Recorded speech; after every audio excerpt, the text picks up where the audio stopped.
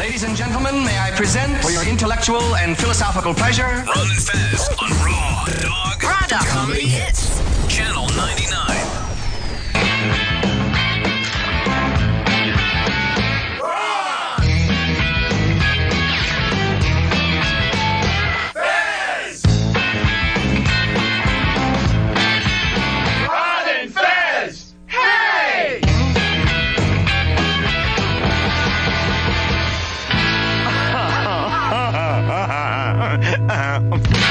Okay, let's get down to it, boppers. Yeah, buddies, it's the Ron and Fez Show. First show back of the new year, March 23rd, 2015. 866 Ron Zero Fez. 866 Ron Zero Fez. Oh, that's a typo. It's the 24th. Oh my God. All right. You know what? Let's just start this thing over from the beginning. We'll take this out in the editing. So today isn't Monday. It's not Monday. Is this yesterday's stuff? No, that's no. Everything else is right. Everything else is up to date. But it's not Monday, March 23rd. And Lappy's not working, and that's fucking starting shit, and it's just a constant for the home team. Anyway, we are back, and hope everybody had a great Christmas break. Fez Watley, last night was the big James Corden Late Show. Is that the name of it? The Late Show? Yep, that's it. Two lates. What did you think of it? I love James Corden and the new Late Show. You loved it. Absolutely love. I love James Corden. You love him. Yeah, I thought he was adorable going into last night's show. You know why you're so happy and excited about this? Why? Because you were completely right about everything. And I'm like, well, Fez was right about the Graham Norton aspect of it. He was right that Tom Hanks was a great first guest. I'm like, you know, it's just Tom Hanks. You know, everybody likes Tom Hanks. What's the big deal? He got Tom Hanks to do that crazy, soon-to-be viral, go through all your movies 2 seconds at a time. It was, you know, it's really hard to judge anybody's talk show by the first episode because they normally change so much, and it's a marathon.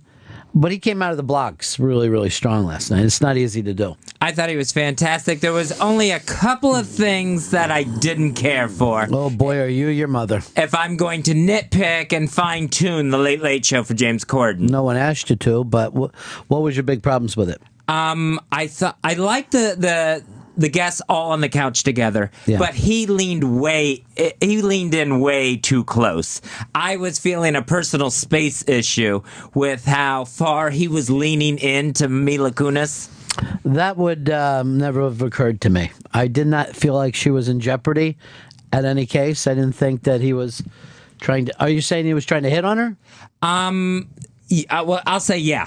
Yeah, he was so leaned in. Two things: invasion of personal space, and it made him a hunchback.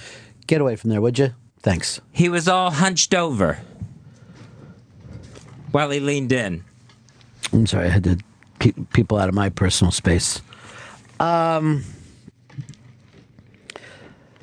know, I don't notice things like that, and here's the thing. I hate when people bring them up. Like, when I'm doing stuff, when people are going like, is this chair that... I'm like, who gives a fuck? And now I figured out who does. Fez. I do.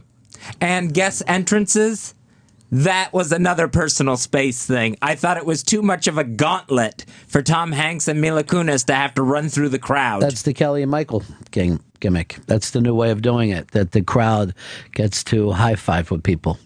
Yeah, it just looked too tight. You're saying that you like the guests out there together? I was reading on the Hollywood Reporter that some agents have a real problem with that because they're worried that their project won't get promoted enough, the full reason why they're there. You know what I mean? Mm-hmm. Like, they're not there because they're friends with Dave or any of the Jimmys or the Seths. They're there to promote their stuff. And if you're not going to talk about it why are they there? And then two, a lot of people aren't good at the hang. You know what I mean? Right. This might seem shocking to you, but a lot of people lock up when put into that position. I've heard it happens. But I think it's going to be a great place for comics to go. Comics are going to do great there. But I've had actors on my show here that I would say were somewhat of empty vessels. Okay. They need a character to shine. Their own personality is not their talent. You know, you don't want to have Eric Clapton on without his guitar. He speaks through that guitar. Okay? Robert De Niro speaks through his characters. So for him to be sitting around with, you know, some witty people is not a comfortable spot for him. But, you know, that's something for them to work out. The kid did really good last night. It was a very funny show. Reggie looks like a madman, and he looks like he's going to have a blast. They didn't showcase him enough for me last night, but they have a lot to do. You know what I mean? Like he's there for the long haul. Why not have the pretty girl and the giant movie star? You know, it seemed like there was so many segments in that little show because they've taken out the monologue almost. Yeah, the monologue. Well, there really wasn't a monologue, so I'm interested to see what happens tonight when he's not thanking his parents. You could get away from the monologue no matter who you are, as far as I'm concerned. This whole weird, you know, adjusting your jacket while you're, you know, cruise, you know, I mean, no one gives a fuck anyway, you know? And then you have to give a little joke. The Republicans, What did you think of the long bit, that long tape bit that went on forever and had all the big stars in it? Oh, I like that. I thought it was because you don't know who James Corden is. I think it works perfectly for him because you know, Jimmy Fallon came from late night to the Tonight Show. Yeah, everybody, you couldn't do that with who's Jimmy Fallon. All right, I'm gonna pull the curtain back here a little bit and see that Fez thinks like a producer more than a host. It's very interesting for me to hear the things that you're saying because they're all producing points of view. Yeah, you had to do something. He couldn't just say, I'm from England, out there in that very quick 2 minutes that he addressed the crowd. So you would love to produce a show like that. That would be your dream gig. Oh, yeah. Just sit down with Moonves and work out the logistics of this thing. I don't think Moonves sits in on those meetings. I think he just hands over a budget. But, you know, again, that's just first show stuff. You've got to really, you know what is happening and how hard it is after you get this, you know, the early dawn light is gone and you're in the fucking heat of the day. I mean, that would have been a great James Corden variety special on CBS. But yeah, you're right. The work begins now. But that's another good thing that you brought up. These fucking shows are variety shows now. Like the Tonight Show is no longer a talk show. It's a variety show. And when you see Jimmy singing with his guest, that's shit that used to be back in the 70s what Cher would do or Merv Griffin. Yeah. Johnny Carson never would have like, hey, let's have the two of us go out and do something like that. So Jay and Dave have to be looking at this like, yeah, the game has changed so much that our skill sets are different than the ones that are looking now.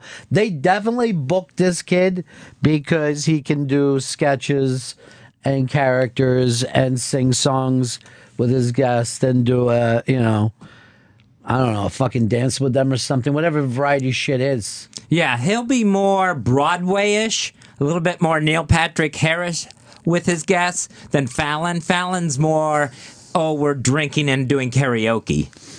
Yeah, but there's a lot more than that, dude. I mean, they put together some really hardcore things on Fallon that go extremely viral.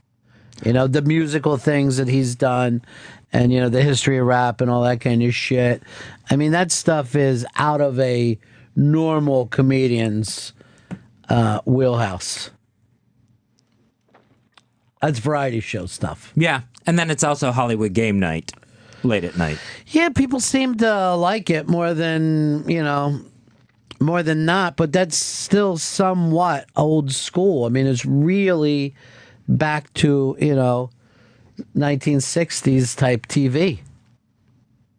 Yeah, and the interesting thing was with the guests, when a guest has something to actually push on Corden's show, because last night neither guest really had anything. Kunis's movie had already come and gone. They were just being there to be the big first guest for him, and they were both kind. And I'm telling you right now, what fucking Tom Hanks gave that kid, you know what I mean? I mean, he gave him a booster shot that's going to last a while. Yeah, that was exhausting watching that. But that was, that was the beauty. I mean, that was literally a gift. And then Hanks was very, very funny on that panel, too. The whole bit with the, what were they calling it? With the man... Oh, man-spreading. Man-spreading that he got... people were hassling him about. By the way, all this is up on the Interrobang if you want to see it today. The going through all the Hanks movies one at a time, even right down to Philadelphia, which was pretty funny that he had the coat from Philadelphia. I'm like, how are they going to get the laugh of the AIDS movie? And then Kunis gave him the big scoop. Yeah, she kind of did. She didn't completely give it away, but did we really care? No, no one cared, but it was a kid. Why, who cares if they're married or not? They're more committed than Sam is with his wife. Which I think I'm going to give away a scoop here. I checked in with Sam and his wife last night. Left it in. Really? Thanks to me. I was on the phone with them while they were doing it. I'm like, don't pull. And I was telling her to arch her back up. It's all good advice. Just get some of the angles down. You got a baby coming in your family pretty soon. Yeah, I think we're like 7 weeks away. Are you going in? No, I'm not going to go in and watch the baby's head come out of your niece's vagina. I don't feel comfortable doing that. Whole families go in now. Oh, yeah, I've seen the guest list. Well, a lot of times you can go in, and then when they start to push, the uncles and brothers leave. Yeah, both new grandmothers are going in. And staying the whole time? Yeah. The baby daddy's going in. Well, you have to, dude. Yeah. They'll beat you to death with sticks if you don't do it. And I'm not sure, but the new grandpas might be going in. I've heard that maybe there. Shelby, what did you think of James Corden's show last night? I thought it was pretty good, but I don't know why they didn't throw a little of this Craig Ferguson's way. Like, he had half a set his whole time on the show, and now they give Corden, like, the biggest one. Did you ever see what happened when Regis left his crappy little studio? They built that thing out like it was the Astrodome in 1966. They always sink money into new projects, and then projects that are working they will always take money out of.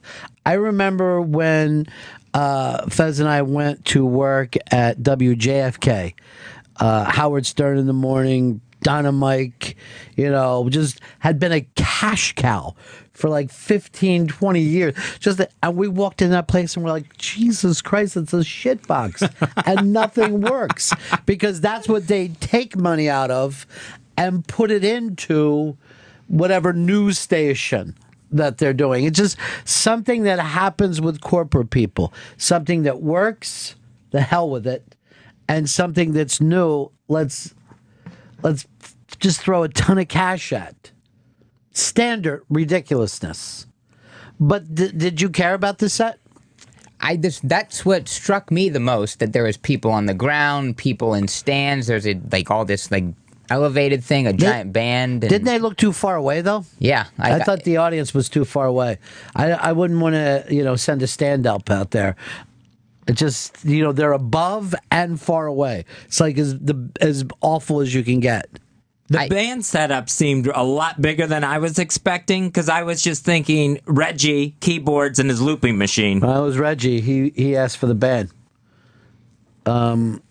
Which I'm not even sure. I think they named the band Karen. I hadn't heard that. Yeah, it's like Reggie and Karen.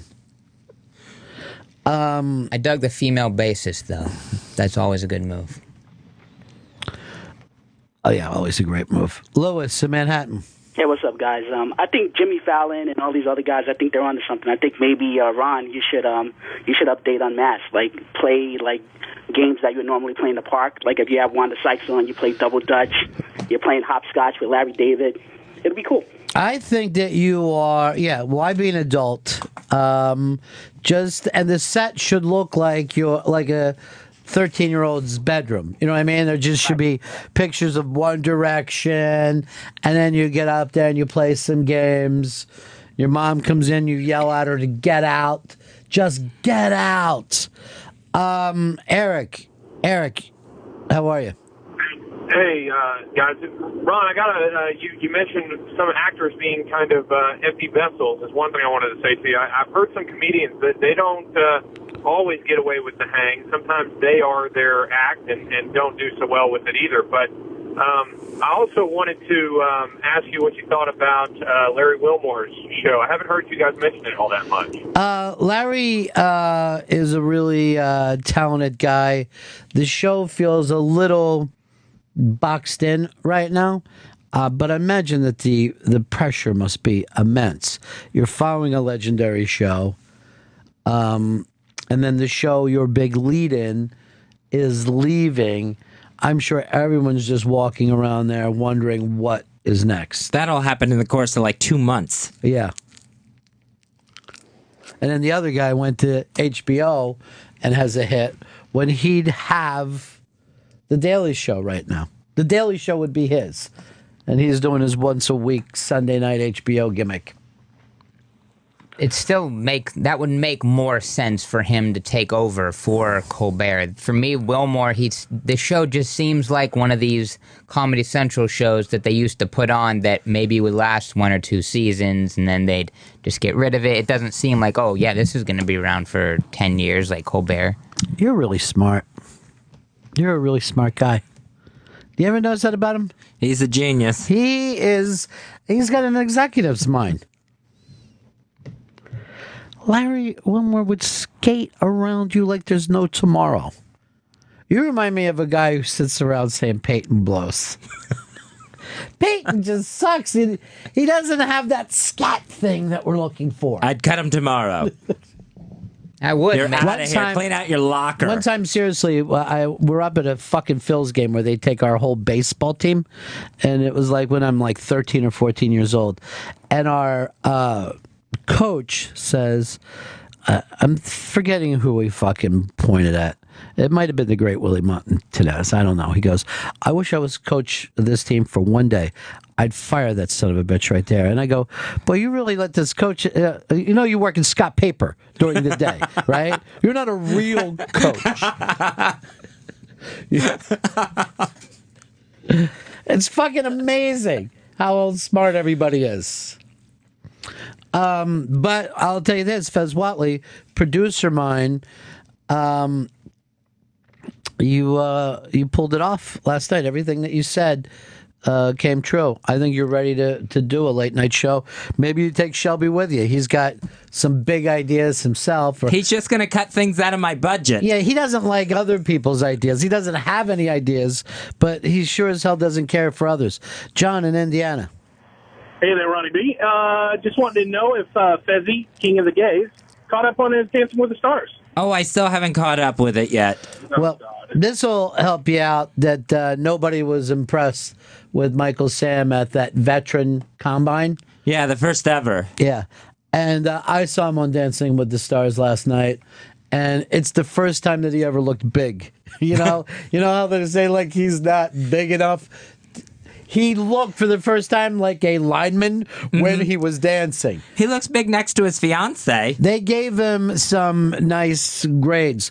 But the truth is that little fucking, I shouldn't say fucking, but that rumor Willis can dance like you wouldn't believe. Really? Yeah, like she grew up in a dancing family. Phenomenal. Wow, I guess she's the favorite. I don't know. There's a couple of good dancers on there. So I don't know who's favorites or not. But I know when I didn't watch the whole show, but I watched her and I'm like, damn, she, because there was some heat last week, so I wanted to make sure I clocked it. Because you can just never tell who can dance. Yeah, and I love it when someone like that takes it really seriously. They all take it serious. That whole show wants to stay on every year. Like, you know how the comics go out early? They're always pissed because you get a lot of fucking rub off that show. And you get more money the longer you stay on. So, yeah, everybody goes there and wants to at least go deep into that thing. The athletes always do really well. There's been NFL players that have won this thing. I would say the athletes that do well play at what's known as skill positions. You know what I mean? Like you want to be a halfback or you want to be a wide receiver. I don't know how good the NFL players like the big guys do, like your boy. Sapp. Yeah, he looked like Sapp to me out there. And he was just poured sweat. Just pouring sweat. Like you're wondering where it came from. That's not going to get you home votes. So I think Mike Sam will hang around for a while, unlike the NFL. But are you disappointed that they're saying he's running like 5.9 40s or something crazy? Yeah, just horrible times. Yeah, I'm hugely disappointed because I feel like, well, there's such a window to get into the NFL, and through homophobia and bias, his is closing up quickly. I don't know how homophobia could slow him down in a 40, dude. Well, he's getting older. Seriously. By the second. I understand that, but, there are things that you have to be able to do there. He's not big enough to play one position. He's not fast enough to play the other. I don't know how you get around that. There's a lot of guys that play good college ball that don't make it in the pros. They just not built for it. Yeah, I'm starting to get concerned. Well, at least his agent lets you watch games. Oh, yeah. I have the email. So big night for James Corden. And Fez was right. Tom Hanks was the idea first guest. I thought he was just going to go out there and beat Tom Hanks. But he split it open. And now everybody's going to want to go on. Like if you're Will Ferrell, you're like, hey, I could do that bit. I'd love to do that. I could be the next guy to do it. I don't know if everybody. I don't know if you could put Al Pacino in that position and he could pull it off. You've got to have a lot of movies and you got to be able to be funny with them. Yeah, I mean, Hanks was perfect because people will be talking about, remember Corden's first guest because he did that bit. Well, did you look at the Twitter last night? No, I didn't. Yeah, it kind of blew up and they managed to pull off like a 7th or 8th, trending 7th or 8th. It's great. That's great for them. First guest will always set the tone. I'm going to quiz you here. I'll give you a late night talk show, and the host. Tell me who the first guest is. All right. Let me just try to think of who you're talking about here. Are we going back to Carson? No, not going back to Carson. Okay. No. All right. Late Night, the NBC show, Late Night with David Letterman. I know this one because he also brought him over to do the CBS show. And it's legendary because, he apparently went and sang "Let's Get Physical" too long. But whenever you go back and watch it, it's not as long as it is in Dave's head. But the great Bill Murray. Bill Murray was first guest on the Late Night with David Letterman show. David Letterman's first guest, because that was his first late night show. Well, yeah, and that's a really great one because you did have to set a tone that this was not going to be the Tonight Show. You know what I mean? Yeah, Letterman even said, if you watch the clip, Letterman even says about wearing like a coat and tie. Did he wear a coat and tie? No, but it was like, hey, I told you last night, don't worry about a coat and tie. And everyone laughed at how casual Murray was looking. Well, he ended up in one. Remember, he used to do, at NBC, he did the jacket, tie, and jeans. And then when he went over to CBS, he was a big boy and started wearing suits, and he never wears jeans anymore. See, that's the producing things that I hate and that you love, right? Like, we're going to take you, we're at Pocket Square. We'll turn this show around. I'm sure there was a huge debate when he went to started wearing his glasses as opposed to the contacts. I didn't even notice that. Yeah. Yeah, he did. You would see. So he always needed glasses? Yeah, because on the late night show on NBC, he did the show with contacts, but if they ever went to a video bit with him and Paul, he's got the glasses on. That's interesting. And this is all back in the 80s. Yeah. Yep. So, and this is all on the interrobang.com. It's the first guest of late night TV talk show host. All right, well then let me look it up during this quiz. No, don't look.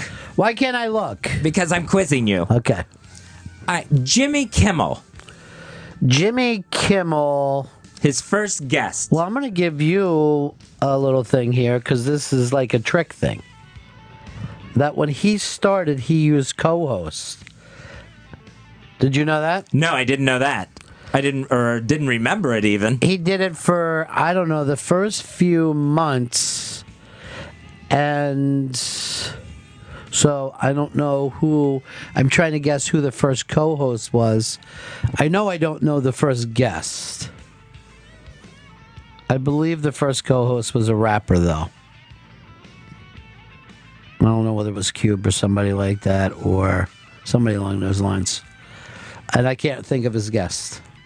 I know he had a rough time coming up. You know, most people have a really rough time with their show where everyone hates them at first. Like everybody hated Conan at first. Right, yeah. And you're like, why? Why do you hate this man? You know? We don't know who he is. Yeah, there were people already forget this. When Jimmy Fallon was starting his show, everyone was like, this is a disaster just based on some stuff that he was doing online leading up to it. Remember, you even said he was going to be a disaster. I said that late night with Jimmy Fallon wouldn't last 3 months. Yeah. And now he's the host of The Tonight Show. And number one. Yeah. But I'm getting out of the way of answering your question. I can't remember who the first guest was. Let me take a guess and just say an ABC person. Not that I know who's left there anymore. No, it was not an ABC person. All right, who was it? First guest was George Clooney. Oh, now I remember he brought out they started doing shots and everybody got mad. Yeah, the network got really pissed. Pissed that I didn't think of that. Who was the co-host? Snoop Dogg. And like he stayed the whole week. Yeah. He didn't just do one. Wait, you went from not knowing he had a co-host to knowing that he stayed the whole week. I didn't know it until I saw it on the Interrobang that you're not looking at. Okay. That really pisses me off. Shelby's putting it up one bump ahead. If you just move that a little more. Go ahead. All right, who was the late night with Jimmy Fallon first guest when he took over for Conan? Not The Tonight Show. No, not The Tonight Show. His first guest as a late night talk show host. Well, I do remember this one. It sounds like I'm cheating, but I remember because Jimmy had flop sweat the only time I've ever seen him before or since with it, and it was impossible. And I saw Letterman really have a rough time with this guest. You'd think he would be a tremendous guest, but he's difficult, Mr. Robert De Niro. Robert De Niro, and that was so awkward. But I don't remember who was his first guest on The Tonight Show. And I remember when all the people came out and put the dollar down and how funny that is. Right. But I don't know who sat next to him on the couch the first night. Now I can't remember that either. If anyone knows that, we'll give you a prize. 866 Ron Zero Fez. 866 Ron Zero Fez. Well, the weird thing about the De Niro appearance was they tried to make a bit out of it where Jimmy was set up with questions where he would just take one-word answers from De Niro. And even said, hey, I know you're not the most talkative person. So for the sake of a bit, they used a really bad first guest. Then the actual interview had to start, and the bit wasn't funny anymore. But I remember somebody came on after that, and he did well with him. He brought one of his friends on. Yeah, Jimmy got into this thing of like really rapid fire questions to him of like, so you live in New York, right? And you love New York? What do you love about New York? And it was the kind of thing. Yeah. It was actually frightening. Like this is going not well. I don't think I could be frightened over that. All right, what's next? Next is The Late Late Show with Craig Kilborn. I did not know this, but Shelby just ran it up on the screen. Shelby! I don't want to be a cheater. Thank you I for don't want to letting be me a know. cheater. And you know what? Until you said that, I forgot that he went back and did that show after he did The Daily Show. No one remembers that he did The Daily Show now. That never comes up. But anyway, thanks to Shelby, I just remembered who it was. And this is one I never saw. Bill Murray. Yeah. You just got the show after Letterman, so you take Letterman's first guest. I don't like it. Can I just say this? It's easy for people not to like Craig Kilborn. Oh, watch the interview on the iBang. He is so unlikable in this interview. First of all, it's a combination of insulting and kissing Bill Murray's ass all at the same time. I consider him the original dude bro. He was the pre-Maxim Maxim. So, you got to give him credit for that. He goes into, you didn't win the Oscar. You got ripped off, man. Shelby, did you look up who this guest was before I give out the prize? All right. I'm just going to go to it. Patty, what do you got? Was it Tina Fey? Was it Tina Fey? It was not Tina Fey. Here is, and we're going back to the first guest on the Tonight Show starring Jimmy Fallon. Just a little over a year ago. Ryan. It was Will Smith, Ronnie. Will Smith? The first guest was Will Smith. I remember the first musical guest was U2 that they did up on the roof, and it was gorgeous, and they were, top of the rock, and they're like, yeah, this is something we're going to do a lot, and then I don't know if they've ever done it again. I don't think they have. They couldn't get the permit again. Is that right? Probably. I wonder who you'd have to get the permit from, only from the thing. It's not like it's ever going to bother anyone on the street, like when Letterman does his stuff. But then him and Will Smith did that whole evolution of hip-hop dancing, and they were both wearing overalls and... So you did remember it? Yeah. But you didn't bring it up to us when we were talking about it. I had to go to the phones. Yeah. He gets smart after he reads Wikipedia. You know what? You're like a cyborg. You got a little Wikipedia brain there. The Wikibot. All right, so the Craig Kilborn you would have stumped me on completely. First of all, you would have just stumped me if you said, who are all the people who've got on after Dave? Bill Murray would have been my last guest for The Late Late Show with Craig Kilborn. But I'm going to tell you this, Craig Kilborn wasn't the first person to go on after him. Who was the first person after Dave? You really don't remember. I'm trying to think. No, I thought that all got set up together. Like, Dave moved to CBS, and then they set up a new Late Late Show. No. I'll give you this hint. It's the guy that Dave replaced when he went to NBC. Oh, okay. I can picture him. Come on. Philadelphia's own. Yeah. It was Tom Snyder. It was Tom Snyder. We got all kinds of little facts and trivia things here today. This is like a really bad cocktail party that we're having. Tom Snyder, big smoker on television. The last smoker. Yeah. The last smoker. Okay, who was the first guest on the very first Late Night with Conan O'Brien? I'm looking to see if Shelby moves that, and he has it right now. The man who replaced David Letterman.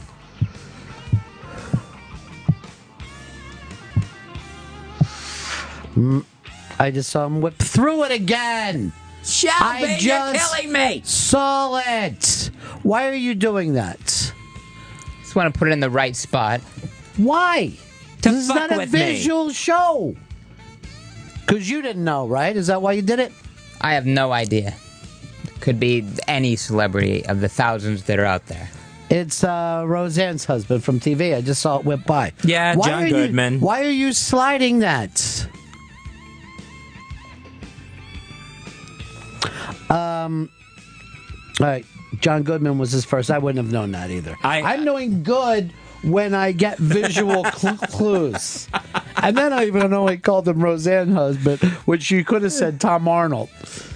If these were all video daily doubles, you'd be scoring big time. I don't know what the show's that's from. That's from Jeopardy. And then Conan made a big deal. The video's on the iBang of John Goodman being his first guest. And there was like a big paparazzi scene of John Goodman coming out. He must have really been popular then, huh? Yeah. Well, the Flintstones was getting ready to come out. Wow, you can't beat that. So that was going to be Flintstones. Yeah, that was going to be gigantic. The first Tonight Show with Jay Leno. I do know this because it was awful that he did a parody of Bette Midler's thing and made everybody cringe.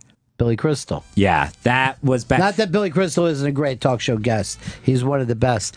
But doing that, because Jay went on a Monday when the other show ended on a Friday, and it should always be 2 weeks. 2 weeks minimum. Yep. That you start a new show. That is a producer thing there. But it was just came off insensitive. Less than 3 days since Carson had said goodbye after 30 years. Right. And you're basically making fun of his goodbye with Bette Midler. Yeah. That was really bad. And the set was, because Johnny had the NBC Peacock rainbow curtain, and the set just looked really weird after 30 years of Johnny Carson. He didn't even stay with that new set. No, that purple thing, it looked like Prince's bedroom. Yeah, that's right. It was very purple, and he used dark colors everywhere, and they were just trying to be the anti-thing, and people were just like, I don't know. Where's Dave? Yeah, that went quick. Where's Dave? What channel's Dave on? And then Leno stuck with him because Crystal was the Goodbye Show guest twice. The first time Leno said goodbye to The Tonight Show, and the last time Leno said goodbye to The Tonight Show. Well, I think Billy's as close as Jay comes to having an actual friend. Yeah, those two are thick as thieves. They see each other every 15 years. Because if you remember on that, there wasn't even like we're buddies. No. You know what I mean? Like, hey, you're good and I respect your talents. Yeah. Come in here, Yeah, I need someone really, really funny because people already miss Johnny so badly. We didn't even get a chance to miss Johnny.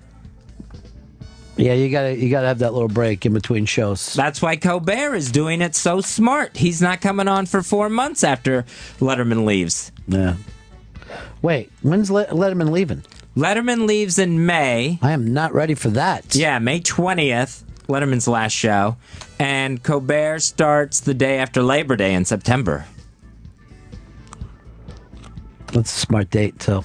Yeah, everyone's back. It's new school year feel. Right. New fall season on TV.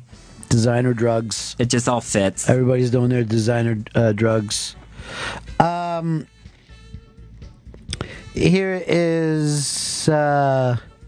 Bob. Bob in Illinois. Go ahead.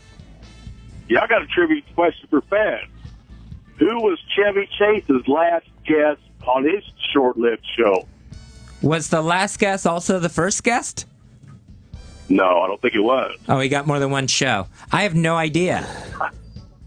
I think it was his mom. You'd have to look it up. I can't remember, but it was really sad and ridiculous. I remember watching. It didn't last that long either. No. I can't imagine it was on more than a month or two. Is this part of your guest thing? No, I didn't include Chevy Chase in this. Because I was going to try Beverly D'Angelo, if you did. That would have been a great idea. It might have been the only one that I saw, but Beverly D'Angelo was on there. And I remember that he had a fish tank. I don't remember that at all. I remember that they had also named the building after him. Oh, my God. And how long did they keep that show? Like a couple of weeks? Yeah, I don't think it lasted a month. It didn't seem like it. And it was just gone. I remember Chevy seemed to have like a really big chair. Like his chair was too big. I think that was a time in his life where Chevy was having a lot of back problems, if you know what I mean. Oh, okay. Needed a lot more support. Well, I meant everything about him was dealing with back problems. Needed a chair he wouldn't fall out of. I'm trying to do a pill joke with you. Yeah. I'm trying to get you to pick up on the fact that I'm not sure Chevy even remembers that. All right, what else you got? Who was the first guest on the Late Late Show with Craig Ferguson? I just looked over to see if the kid moved it again. Was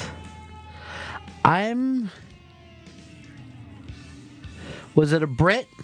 Yes, it was. Was it Stephen Fry? No, it was not Stephen Fry, but very, very close. Close to Stephen Fry? Yes. His old partner? His old partner, Hugh Laurie. Yeah, House. Yeah. The house doctor. You really gave it away by saying really close, because I'm like... You would have been guessing Brits for a little bit. Well, yeah, because it was like Laurie and Fry was their thing. You know, I don't know whether you remember this, but that they actually did on-air auditions for that show. And it went on for, I think, the summer. Like, one dude would get a week, then the next person would get a week. And I remember thinking it was going to be Michael Ian Black's show. I'm like, this is Michael Ian Black's to lose. I wasn't counting on the British guy or the Scottish guy who played the boss. The mean boss. Yeah.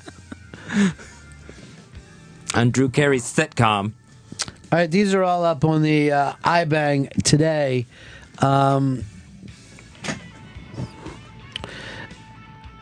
Here's Sean. Sean. Hey, Ronnie. Hey, Fez, we were talking about Chevy Chase. Do you remember what his go-to little skit was when he would first come out every night? No, Trip? Did he trip? No, he would shoot a basketball at a basketball goal. All right, Really? here is Mike remembering the same thing. Mike. Yes. Yeah, he came out, because Magic Johnson was one of his first guests. He But came then out and shot Magic a Johnson basketball. ended up replacing him. Yeah, he For a had the short talk time. show. Yeah, that could be, but Chevy Chase would come out and shoot a basketball like that other caller said. For Every that show not time. lasting long, people have a lot of memories of it. People are calling about that more than any other show. They're doing better than me. I wonder if his basketball shot was just like an homage to Johnny Carson's golf swing. I need my own little athletic Well, did he shoot signature. an actual ball? Yeah, he would shoot an actual ball. Well, Now that Johnny wasn't driving anything. no, it was just pantomime. You know what's funny is like Johnny wasn't even a famous golfer. He was like somewhat of a famous amateur tennis player, but I never heard about him golfing. That's right. I never even thought of that. Thank you. 30 years of golf swings. I'm doing good as your guest today. Now, the only difference between yours is going on way longer than Jimmy Fallon's stuff. Oh, yeah, any of his games. Yeah, this game is just lasting and lasting. This is one that I didn't even remember, and it was just a year ago. Late Night with Seth Meyers, first guess. I remember because a year later, he had the same guest on, and they made a big deal out of it on the 1-year anniversary of it, and she had her farewell show on there. And it's Amy Poehler. Oh, yeah, it took the whole cast on. Now, Seth was very smart because he went immediately to a lot of his old SNL friends, right? Yeah. And that's people that he was very comfortable with. And to me, that's much more important than having, a Tom Cruise on. You got to have people that you can interact with and be funny with. Yeah, he did cast members, writers, and then put Fred Armisen right across the stage from him. Yeah. Which had to feel comfortable to him. Yeah, and Fred interacts and does shit like that all the time with him. So, yeah, that was a smart one. This is going to be a difficult one, I think. The very first guest on the Pete Holmes Show on TBS. I watched this show, and I know it was one of his friends. and I can't remember who right now. Yeah. By the way, Pete Holmes had a terrific show. Pete Holmes' show should have lasted. I mean, when people were saying, oh, we want you to do something different than everyone else, he did that. And then the network didn't stay long enough. But it felt like they were only maybe one or two big things from making that happen. He did a funny show. But you're waiting for an answer. You're just staring at me waiting for an answer.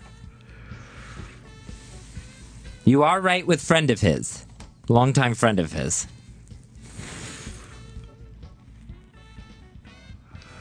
I know that DeRosa was no material Seinfeld.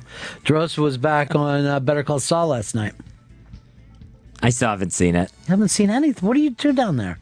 A lot of times I just don't turn on the TV set.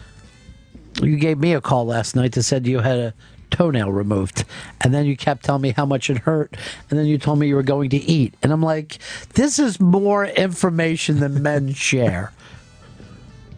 Just wanted you to know where I was at in case this toe started hemorrhaging. Shelby, did you watch the Pete Holmes show? Yeah, I thought it was great. But yeah, it was kind of weird that he changed it up in that guests, he would maybe interview him at a bar, interview him on his little chairs at a couch. It looked different every night. Yeah. That might have thrown people off. Yeah, people like, you see how much Fez is paying attention to, where the chair is and sets and shit like that. People act like they want change, but they really don't. You don't remember who his guest was? No. What do you got? It was Kumail Nanjiani. All right. That's good.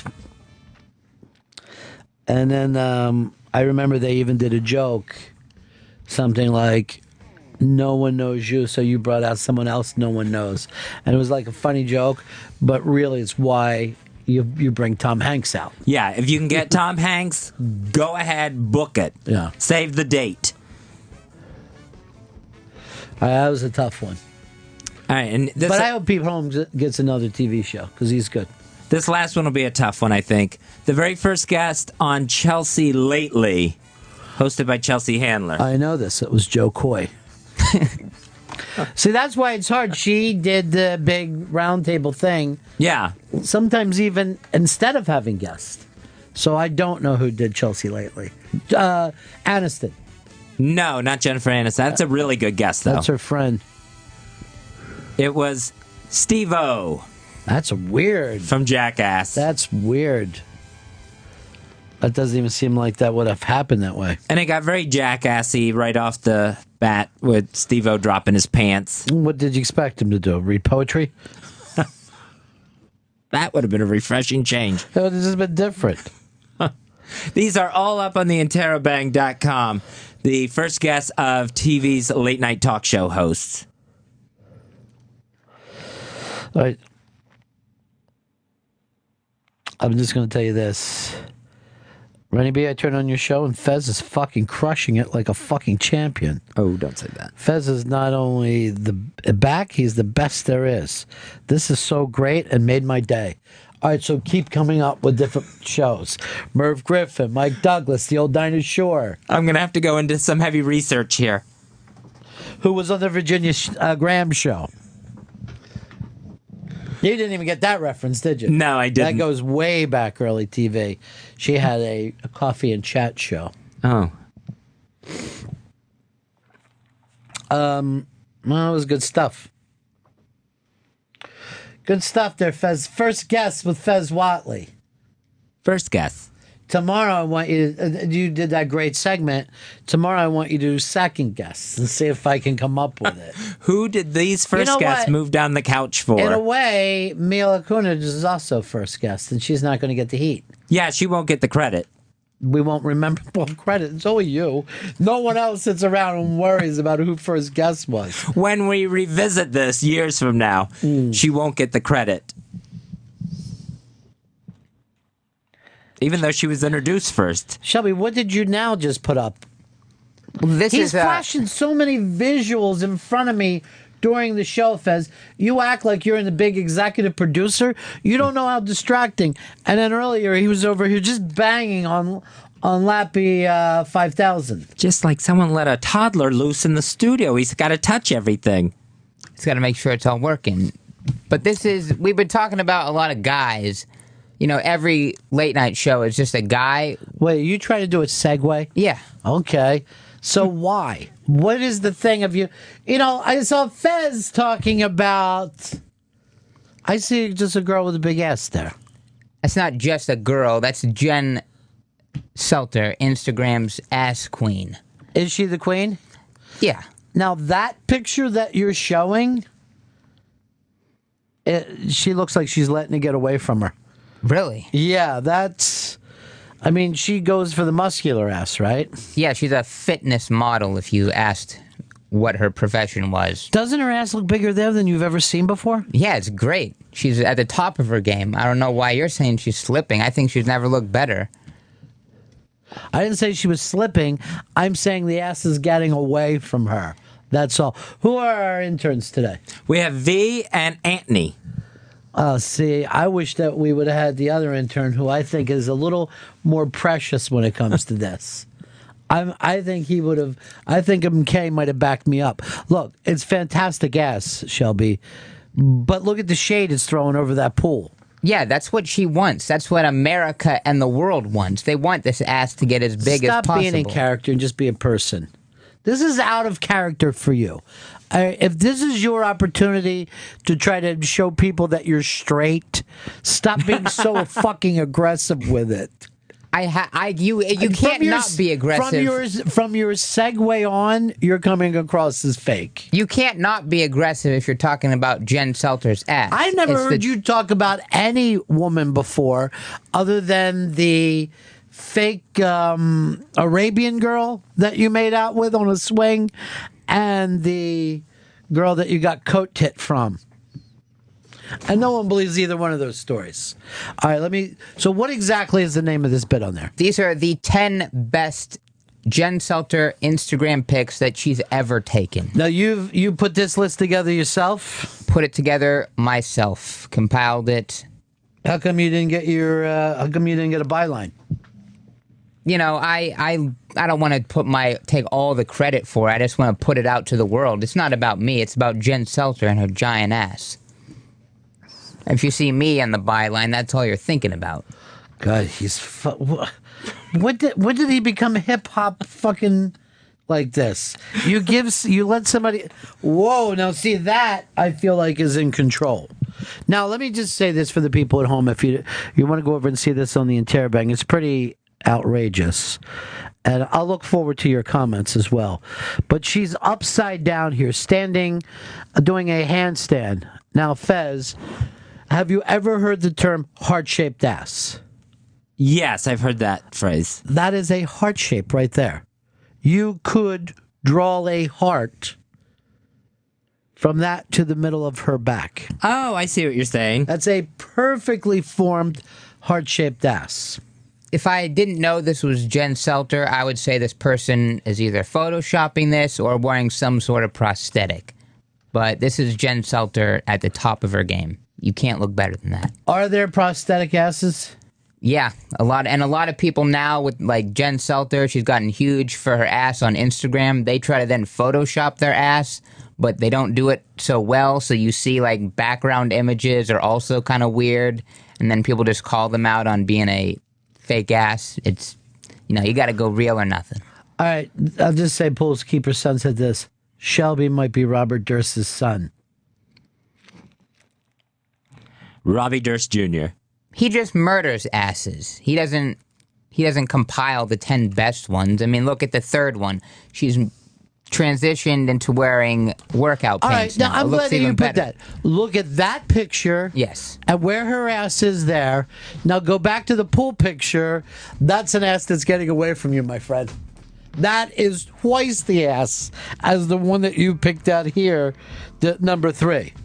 She has to outdo herself. She can't just have the same ass month after month, year after year. She has to have it get bigger. What does she do? Put up a picture a day? Yeah. How about dropping the character and just being Shelby so we can have a conversation? This ass in the pool is twice the size of Yoga Pants ass. Which, by the way, go back to Yoga Pants. That's not... Go down. Oh, no, she's in the little gray shorts. It seems like you'd want more skin to show if you were putting together the 10 best asses. That's just my opinion. I think you'd think that, but the yoga pants, they really show off the ass more than any other pants. Pants. If we were to talk like they talk on TV, it's the pants. I mean, I would understand how she wants to keep her greatest asset here prominent. Do you have to carb up? I mean, is she trying to gain weight in the ass? I don't know how it would work. I don't think that you can. You can only do it through exercise. But I don't know if you could, through some diet, put weight into the ass. It's a fine question, Fez, but I'm just going to guess that it can't work that way. She calls herself a fitness model when she's just an ass model. I mean, no one's going for her. So you're angry. Bicep pics. You're angry when you defend her, and you're angry when you attack her. Where exactly is this on the iBank 2? This is right in the Wire Stories 10 best Jen Selter Instagram shots to stare at all day. My computer hasn't even caught up to this yet. For some reason, California drought puts kibosh on skiing. Which, why would that pop up in the middle of the show? That's what I have. Now I found it's like 4 or 5 down, Fez. If you wanted more skin, the fourth one down, it's her on the rocks in a bikini, a very revealing bikini. It's probably a normal bikini, but her ass just can't contain it. You say that, but that ass is half the size of pool ass. Half the size. And you're saying she had a big ass there. Yeah. I wish there was a human being, a hetero human being I could discuss this with. This is like... I'm going to bring in Anthony. I'm going to bring in Anthony. I don't want V coming in here all urban and hip-hop and like, boom, boom, boom. That's how the asses go. Can't understand her. All right, Anthony, you're coming in shaking. You're shaking us off. It's too big. Too big. Wow. That fucking kid's gay. No. Listen. It's out of control. The bathing suit's is eating it. I don't need that in my life. That's too big for you. When you're big. Italian. I need a nice. I'm more of a chest man. I'm a chesticles guy. So in the breast and ass, you choose. I breast. choose breasts. Yeah. Now I can understand that, but I don't want anybody wants to downplay one for the other. I mean, life is so short. I mean, that is Fez, you have no idea how to jump into this at all. I don't have a clue. It all looks obnoxious to me. But see, that's so anti-gay. Gays are obsessed with women's style and bodies, and you're turned off right now. Yeah, I just don't see anything there in any of these photos. This is the non-gay thing, just so you know that.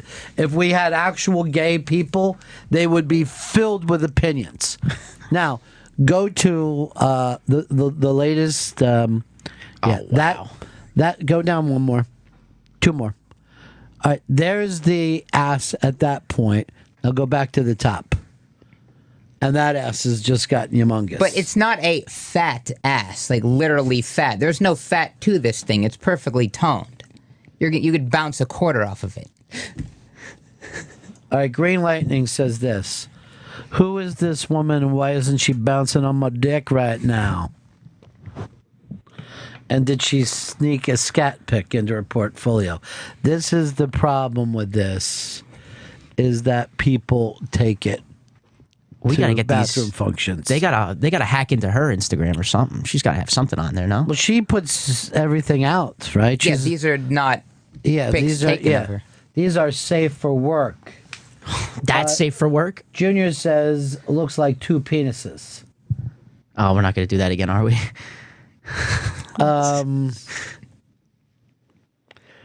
Hey, Stone Cold. Hey, what's up, cousins? I just wanted to say, Fezzy, you sound like $1 million. Shelby, I didn't know you were a little lesbian. That ass will break you off and have you crying in the Portland desert, you stupid son of a bitch. He is right about that. Shelby couldn't use that ass for anything other than an overnight camping trip. You are not man enough for that. You could camp on this, the 5th pic down. She's standing on a balcony. You could sit on her ass. It's that big. Jimmy Olsen Blues says, I get very uncomfortable when Ron and Fez tease at Liz Sets Fire's true love. And I hope that's Selter and not Shelby. I think she's over the Shelby thing. Richard says, Shelby, drop the character and try being a person, as I said to Shelby. And he says, great advice. Try it with Fez. Luke says Fez just had a pretty good first hour. What we'll call the hashtag Fez tears that are sure to follow. Why bring up anything negative when he had a great first hour? People despise it either way. Why do they despise anything? It makes no sense to me. Just sit back and enjoy. I might need aspirins. I got a goddamn headache on the top of my head. I got real aspirin if you want. I mean real aspirin. As opposed to what's in the medicine cabinet here at Sirius XM. No, I want real aspirin. I don't know what... Now you're freaking me out because you're telling me you got the good shit when it comes to an aspirin. Yeah, it's... And what is it, a Mickey? No, it's aspirin as opposed to the unaspirin that we have here in the lunchroom. I don't know why you would bring outside things. I'm looking for an aspirin. You say, I have one. But then you're like, not like what's down there, which is Jelly Bellies. Do you want to take both? I mean, one of them has to work. I don't like the mix. V, run up to my desk and get the aspirin off of it. Oh, Jesus, the way he orders women around. Seriously, that sounds terrible. Please. What are you doing, Shelby? Look, you got to take a pick. But you didn't do the pick above that. What is wrong with you? Now you're back on her team? She's got, it's magnificent. See, your whole argument of her tits and ass. I'm a tits man. I am a tits man, but... No one said you had to choose anything. I feel like I should choose. That'd be like making Fez choose between cock and balls. They're both available to everybody. Is that the equivalent to it? Would it be... It's like... That's the actual thing. What do you like, the cock or the balls? Yes. You a cock man or a balls man? Well, Fez, guys go for the ace as well, right? Yeah. I'm a guy's ass, though. It's like saggy cottage cheese. Yeah. There's no such thing as a decent guy's ass. I guess they say anybody who's ever had spine problems gets a nice ass. Jen Selter, she was born with spina bifida. Are you fucking kidding? Yeah. That's fantastic. 100% true. That's why this is great. She was in a bed her first 10 years of being alive. So it's a miracle she looks like this. So that's why she has that arch in her lower back? Yeah. That's called a sway back, Fezzy. Nice fucking old school titty bar sway back, as they would say. So that's why her ass is magnificent. She was in a brace like her whole life. Kids teased her, and then she showed up at homecoming looking like this, and everybody was amazed. Yeah, and then she had to get the nose fixed and a tit job. Yeah. Because this comes up in the thing, she does wear a lot of sunglasses. Yeah, I'm trying to see her face. What does her face look like? No, that's not for you to ponder. cares? She's butter? No one's ever seen it. They're behind those cop glasses. It looks like she's fucking on a motorcycle in between trees, ready to come pulling out. The ass is in the back. You don't need to worry about what's on the front. You're right. Stop being strong with us, all right, fucky? This is going to go to bad places for you. You're fucking... Fucky! You're moving. First of all, you're in a fucking hurry, right? When this is something to savor. It's like you went to a... Thank you. This is the real aspirin? That's the real aspirin. It just says bear. He's acting like he gets aspirin no one else gets. The one down You're not going to find that here in this building. I don't even know I don't know why I would go looking for it. It's just, it's Anywhere actual else. ass/prin. It's even better. Aspirin spelled with a Z. Yeah. Shelby's feeling good about his slideshow and has decided to start improving. Where is she here? Greece? Where does she take this ass? The ass is on the road. You can't just take them in some gym forever. People are going to get bored. You have to add some scenery behind them, change up the outfits. Alberta says she should hook up with the real ass dude. South Jersey Rich says, look like Jen has a lot of aspirin. Just stealing the fucking joke that got done here. Magic says, sometimes it looks good, sometimes it looks out of control. She's too assed. Her ass looks like the pearly gates. You're not buying it all, Anthony. Not really, no. I don't know. It's ass implants are like the rage nowadays. Yeah, for like going bad. They have not perfected them like they have nearly Why would for. someone want to put something into their fucking ass like that? I would just be worried that it's going to explode because I'm sitting on it all day. I mean, if I get breast implants, they're just there. But, I mean, you're actually using your ass. I saw you going through a thing looking for calf implants. He's like, I've always hated... I go, what are you doing? He says, I've always hated my calves.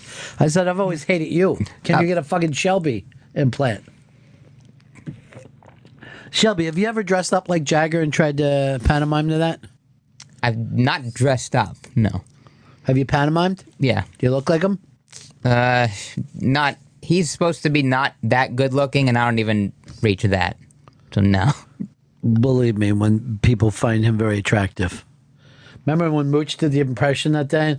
I was almost jacked on the floor. It was fantastic.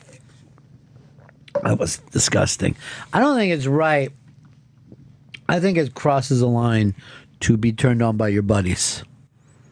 You know what I mean? Yeah. Like, if the gay guy is going to be accepted as part of the crew, you can't just start crushing on the straight buddy.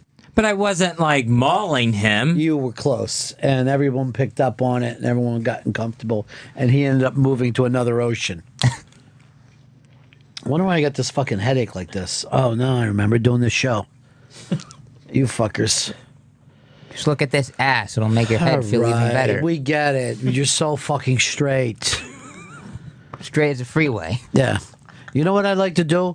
I'd like to put you in a fucking wheelchair with an American flag over your lap, and you can run a thing called Baby Hustler for kids your age. Look at the ass on this one. Larry Flint. This girl's ass. She looks great. I'd eat through a half a mile of her shit just to get to that ass. What is she doing here? My Beth? This is actually, she's rubbing coffee on herself, which... I hope so. I mean, it proves she's not that smart. Everything's just going to her ass. I hope it's not leakage. But this just ups it even more. Now she's putting stuff on it. I mean, it's great. And now, I'm sure you can show a bare ass, but one with just muddy coffee rubbed all over it. Hold your lips back when you're doing more than 2 sentences. I want to be able to understand you. This next one that you got, she's just lifting weights. She is a fitness model, in quotes, after all. That might be the worst picture of her I can see. Yeah, that one looks like an ass implant, I would guess, if I had never seen it before, but it's 100% real. You could put an 8 set of china on there and serve dinner. Kids, time for dinner. Everyone gather around Jen's ass. Can we eat in the living room? Have her back in. Pull out a cheek as a fucking end table. See, Fez, you just don't seem gay to me. I'm very gay. Well, you should be all catty and interesting about this. I mean, that shot looks like it's a power lifter. Well, she is a lifter. A male power lifter. No guy has an ass like that. The best guy's ass. Flathead just writes this. She has that disease that I like the most. Assmostis. It's fucking ridiculous. All right, enough of this one. That was terrible. There's another bad one. What are you doing, Olympic training? Now that one looks fake. That one looks great. In yoga pants at the gym. If you're turned on by somebody at the gym, yeah, you want a cock. That's what you want. Women can work out this too. thing is going to go on. It'll be like this. Look at the thick dick on this kid. One will get snuck in. He's just going to slidely move along. Yeah, one of these is going to be a picture that he took down his own pants. Whoops, how did that get there? You little fucking weirdo. And you know what? Unless you're starting for the Nationals tomorrow, stop wearing a baseball cap every day. Just figure out what you're doing with your hair. Take your hat off and let me see what's going on up there. Oh my God. You are a fucking third grader. No, hat off. No. Hat's off in here. It's like a church. Over the building. Keep the hat off. Come on. Fez, make sure no one wears a hat in here anymore. Hats are off. Look at this. You look like you should have a... Hey, hat off. You look like you should have to hold a buddy's hand while you walk through the Franklin Museum. Buddy system. Where's Steven? You were his buddy. I'm sorry, I got a Coke. What happened? Fucking homeless man grab him? When they would take us into Philly to go to the thing, our teacher would say this to us.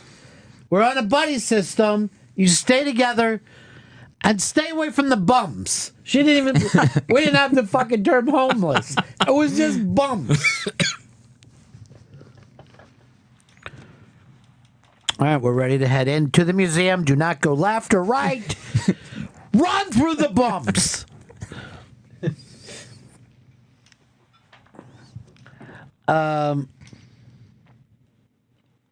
Here's Bigger J. Hey, what's up, boys? Yeah. Hey, if you do a Google search of Jen Selter before, it shows her ass before and after she started working out, and then there's a picture of her nose job. She was a bit hideous before the nose job. You guys are just cruel. Hey, put it out there. All right, boys. I don't believe that. How are we supposed to know? First of all, we're not seeing faces on either one of those people. Look, Barry Bonds, he was twigged at the beginning of his career, and then by the end he was jacked. I mean, sure, Yeah, you can and how get did he- bigger. yeah, so how did he everyone do hates it? him. Good old-fashioned hard work. Look, it's hard to fucking listen to you when you got a 1962 Air Force haircut. Seriously, how did you get that? Who gave you that fucking haircut? Some Mexican woman. You're a fucking racist. She had all the crosses everywhere. There was a flag right above my head when she was... You look like you get your haircut at the Birch Society. It makes sense that it was a Mexican woman. You look like a shaved chihuahua. I really thought I was going to get a laugh out of Fez. I knew you guys wouldn't know Birch Society. But I thought, well, he was a Republican for so long. You know, he was kind of conservative. Hey, Bob in Texas. Hey, buddy. Yeah. Shelby, you were about to say what man has the greatest ass, and you stopped. So Okay, go ahead, Shelby. The greatest guy's ass would be the worst woman's ass. I mean, a guy cannot have that great of an ass. You're not gay at all. He's lying. Here's Jen Selter before and after her alleged nose No, job. I like her. I like her with the big nose. Really? Yeah, she had a Barbara Streisand look about her there. Sort of just even out the front from the back. I don't think she's that good looking. Well, that's why she wears cop glasses. What she probably did is had the nose taken and put it into the ass cheeks. Look, you got to give the kid all the credit in the world. She turned it around for herself. She had some work done.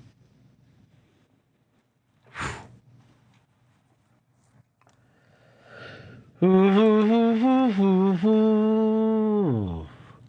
right. Someone just wrote this into me. How does she make money off of Instagram? Because she's got a lot of money, it seems like, by her traveling, and she's always in a lot of nice apartments in New York. You know, it looks like places that are 8-10 G's a month.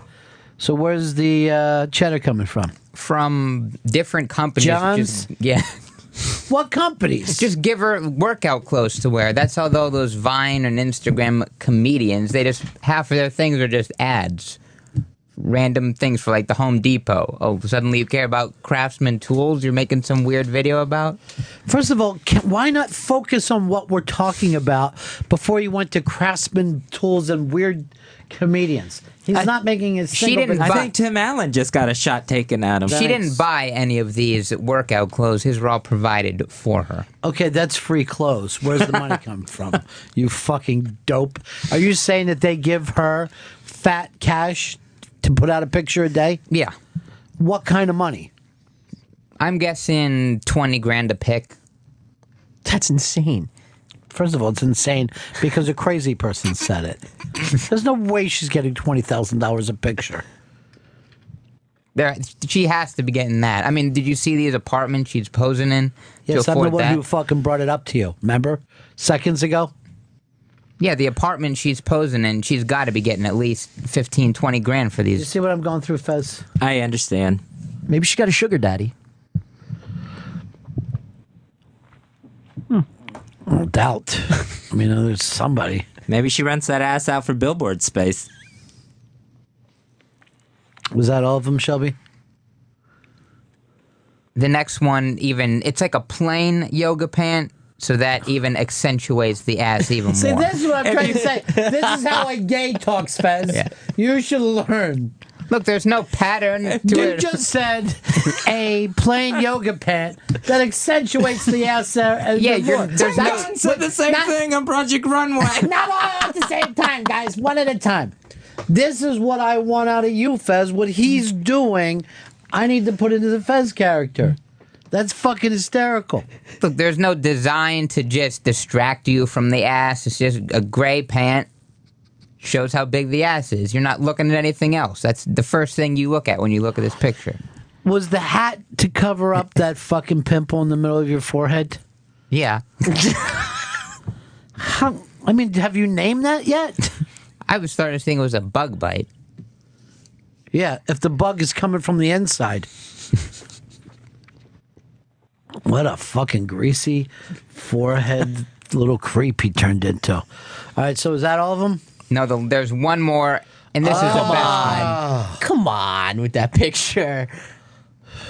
This is just her okay, I don't want to really put on anything. I'll just lean on this couch in the fucking position. This is finally the truth is what the fucking caption should be here.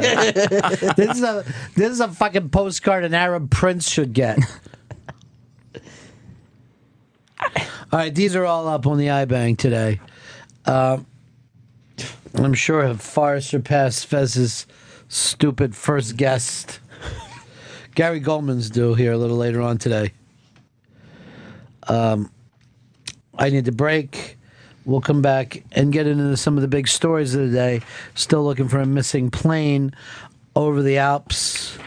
Doug Stanhope has a new book deal dealing with him and his mom. But, Fezzi, let's talk about Mr. Will Ferrell and the fact that he's ready to ban fraternities. It's the Ron and Fez Show. Ron and Fez on Raw Dog Comedy Hits. Channel 99.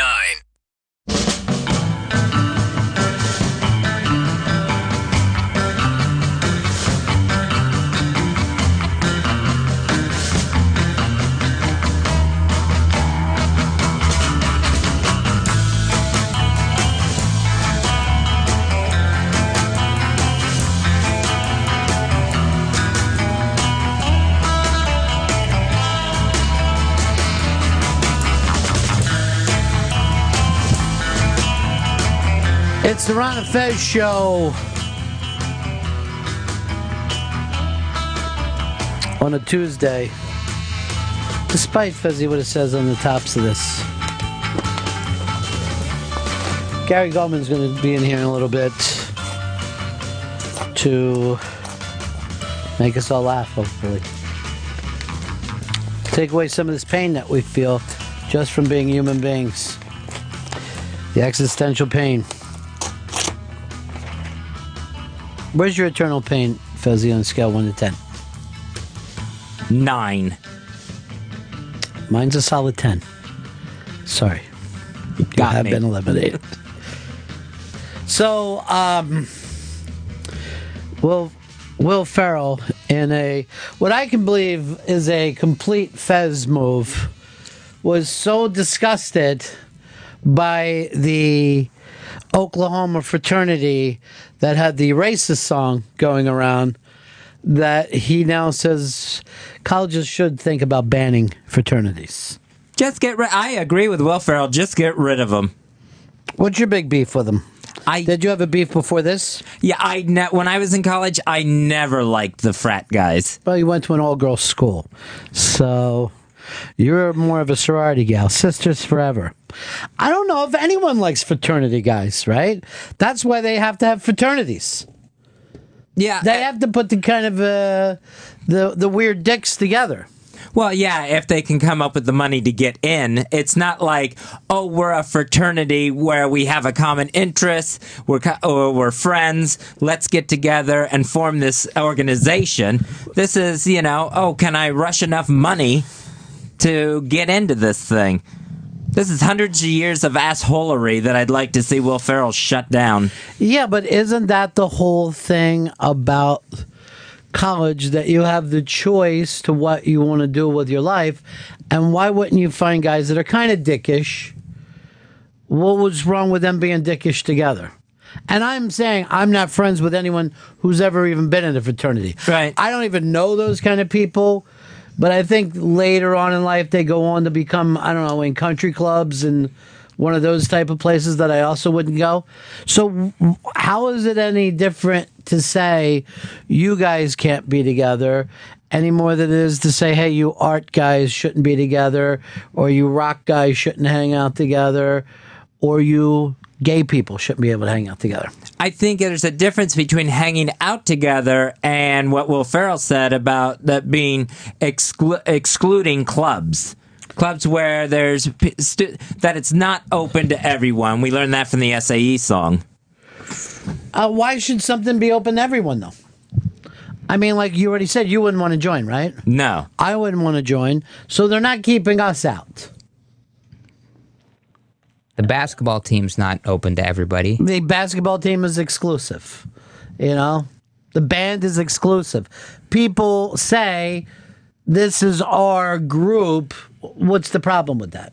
Because this is a social organization as opposed to something where you need a skill, like an athletic team or the band.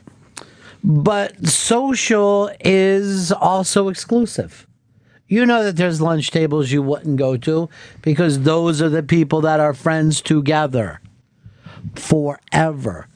And I'm saying that fully agreeing that it's kind of a dick personality, but what's wrong with the dicks hanging out together? Because they're the ones that like each other's dickness.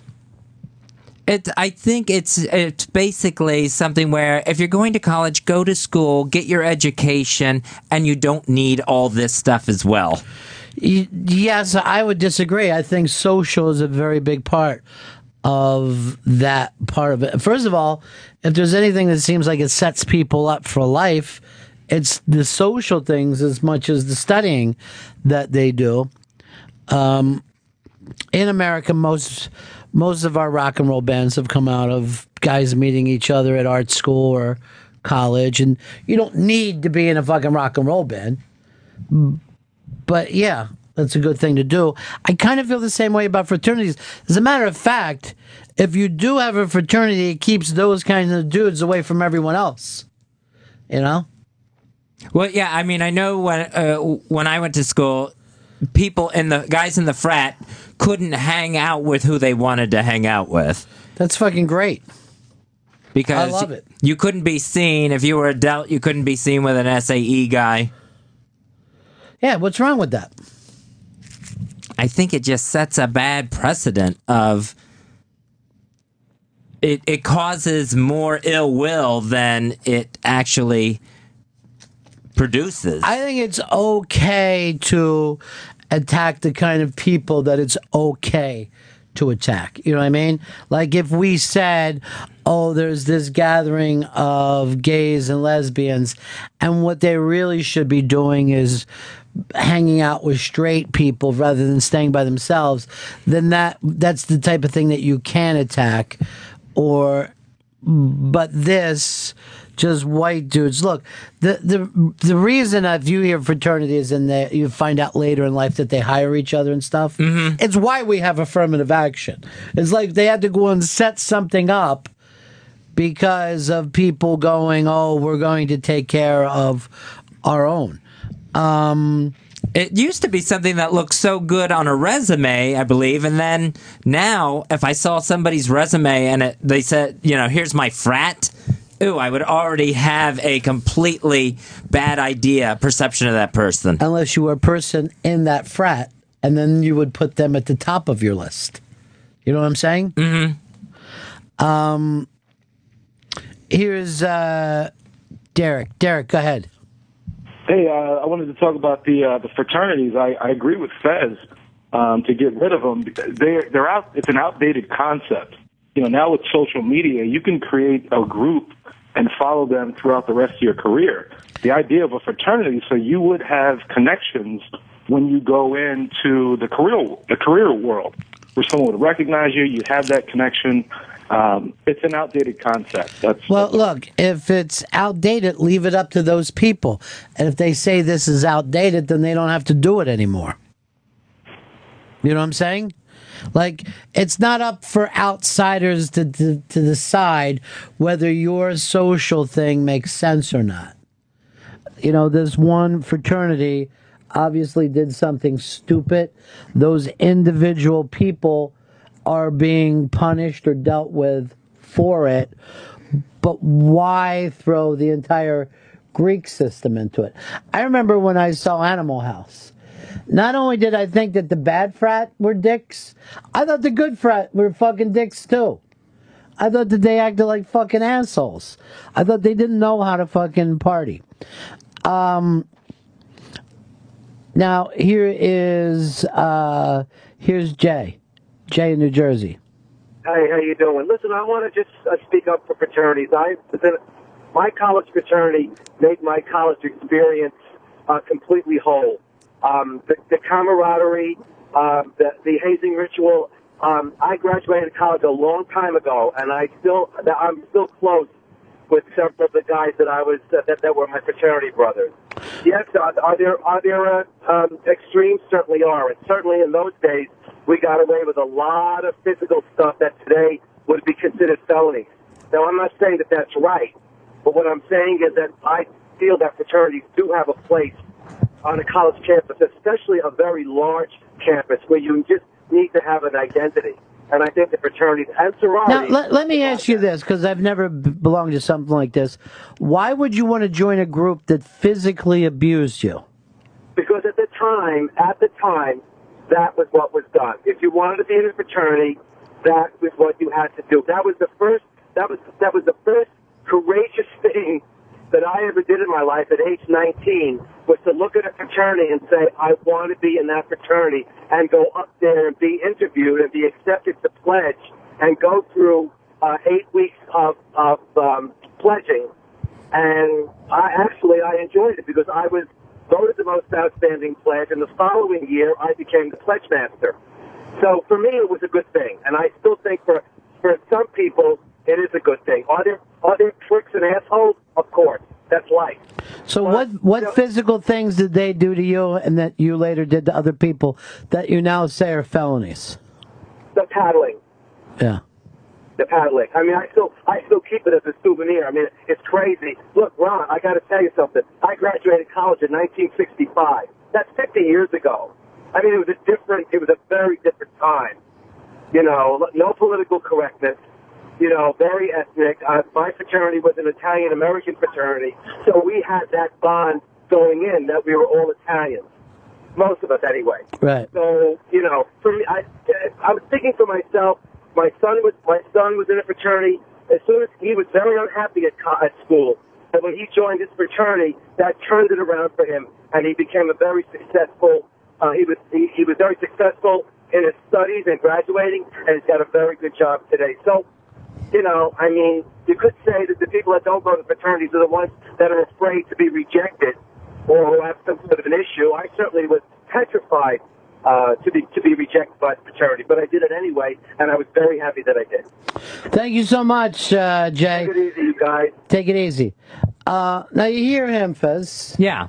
It worked for a guy who, let's face it, a lot of the people, especially in some schools, they had to work really hard in high school to get there. They're not necessarily social people.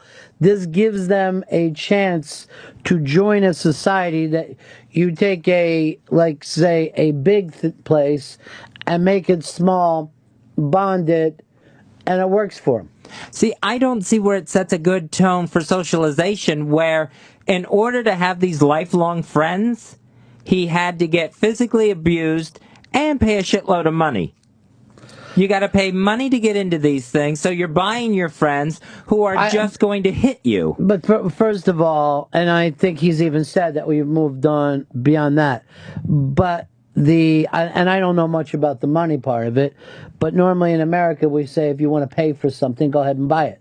You know, there's some people, the thought of paying to go water skiing seems insane to them, and other people would invest a lot of money into it. So let each person choose what they want to do. But I also don't see any problem with like-minded people who choose to hang out with other like-minded people. But should they get a house on campus? Why not? Do you get apartments with your friends? Yes. Yeah, I mean, I don't see the big difference there. If people want to do it, why not do it? Same when it comes to, if you're the fucking type of dude that would let other people haze you, I don't know what to fucking say. I mean, that's also a choice. I never feel bad for the hazing people. Like a couple weeks ago at Syracuse, these, I think 2 fraternity members, they got in trouble because they made these pledges do like push-ups and sit-ups in the snow. And one pledge got like really bad frostbite. And I think he had to have like a couple fingers amputated. But if they had been like holding them down in the snow, I get that they might get in trouble. But if you're just going out there and doing that, I would have just said like, no, I'm not going to do that in the snow. So like that's like your choice. Someone just told you to do it, and then you chose to do the stupid To me, thing. you're a pussy if you fucking sign. That's from my fucking background. That if you let someone fuck with you physically, then that's your choice. You fucking gave in to them. You know what I mean? It seems to me that if someone were to hit you with a fucking board, you should show up later and fuck them up. You know what I mean? Mm-hmm. But they don't think that way. They go in a different concept. They choose to do this. You know, I don't. I wouldn't. But why would I want to limit other people's choices? I don't get it. Drew in Cleveland. Hey, buddies. Yeah. So I need to preference this, that give a little background about myself. I'm a recent college graduate a couple of years ago from a school in outside of Cleveland, and you know, the fraternity for me actually helped build me as a better person and made me more social. In high school, I was very shy, and so when I came around and started hanging around the house for Sigtal, they realized like, hey, this is a really nice and good guy, like, you know, but he's very shy. And so, you know, once I joined, ultimately, it helped me be more comfortable and secure with myself. And to repay that, I actually decided to volunteer as an alumni nationally to go around and speak to different chapters and help those different school chapters who are, in fact. Now, what do you do? Teach them racist songs? No. I'm kidding, dude. I know not everyone's a racist. I was joking with you. Now, see, Fez, this is the thing.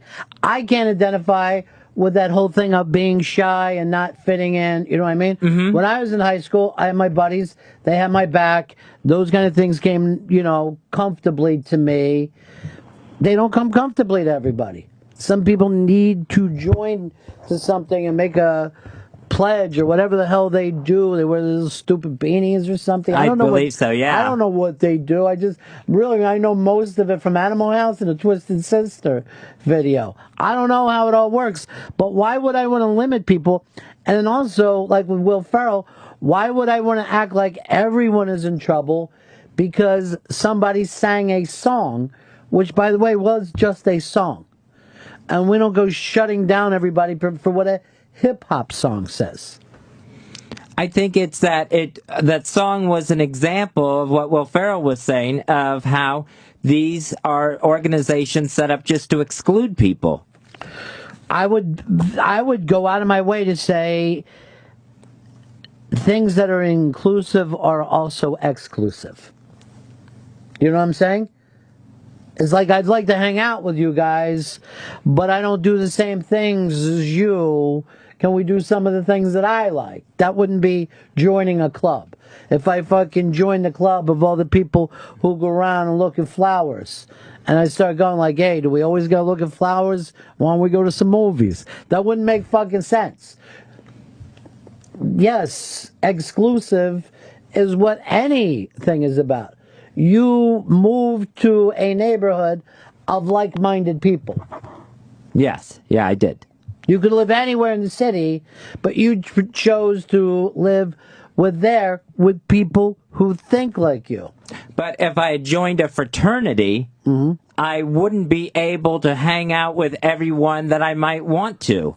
I would have to date exclusively to the people who were matched up with that fraternity. But I couldn't go to other parties. Unless you decided I don't want to join this club.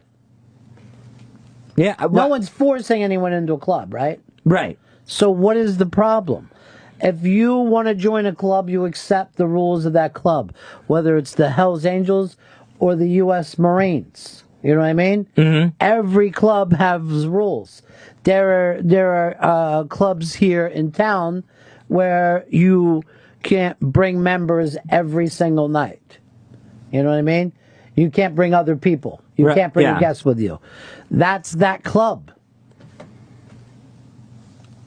And I don't know why you should say I want to join the club, but then I don't want to do the things that the club does. And they're not doing that different of things at other non-fraternity parties. First of all, there's no fraternity party that I ever wanted to go to.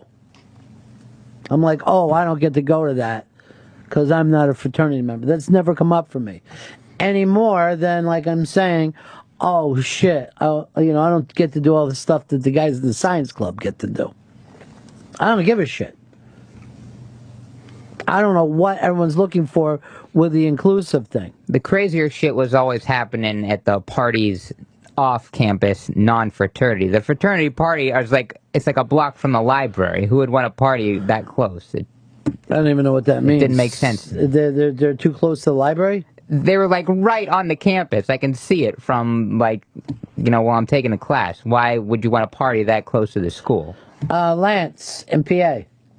Yeah, it turns out your boy Opie was in a fraternity. Yeah, I could say being a fraternity guy up there in Syracuse. I wonder if he would have let Fez in his fraternity. Tom in Ohio.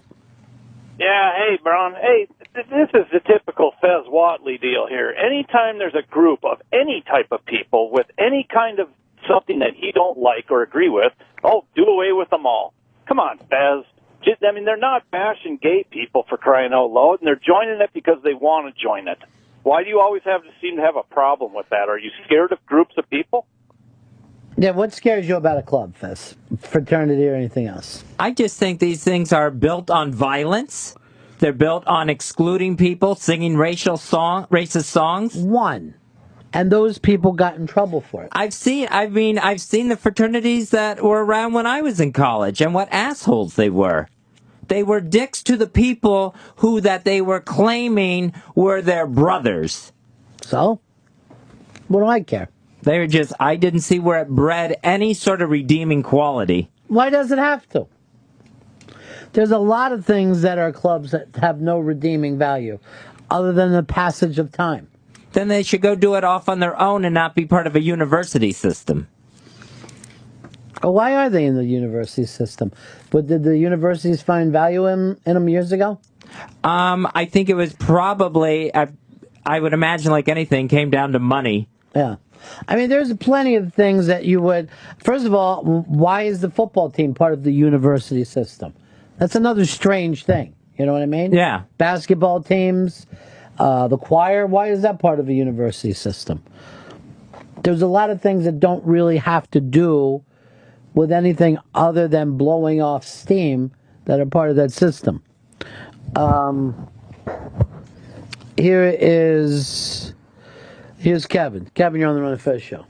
Hey guys, I didn't join a frat. I don't get it, but I just wanted to mention like a lot of sports teams will haze the rookies too, and I kind of get it. It's kind of like, you want to be with us? Prove it. We're gonna make you uncomfortable. We're gonna make it sting a little bit. I mean, you don't murder people, but make them earn it. So I'm trying to get that going here at Sirius. That Just let me on teleprompter. if you want to work here and you get a job here, we get to throw hot soup on you. But I can't get anybody else to get in. Oh, Cousin Brucey says he's down with throwing soup. He does seem like a soup thrower. Sure. We're all a little bit of soup throwers. Here's Roger. Hey, Roger in St. Louis. Hey, guys. Just a quick question for you, though. I mean, it's a choice, so why ban these fraternities? I was a fraternity guy, and I tell you what, being in the fraternity prepared me to go into the military after college.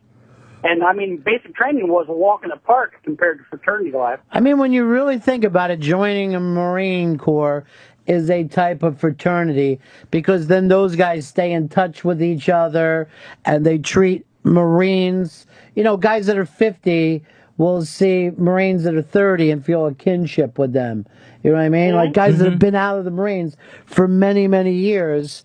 And that's not from a social, other than shooting Asians, it's not all that different. No, I understand that, but that's also a job. You're getting paid to go into the military. Not when you're out of it for fucking 40 years,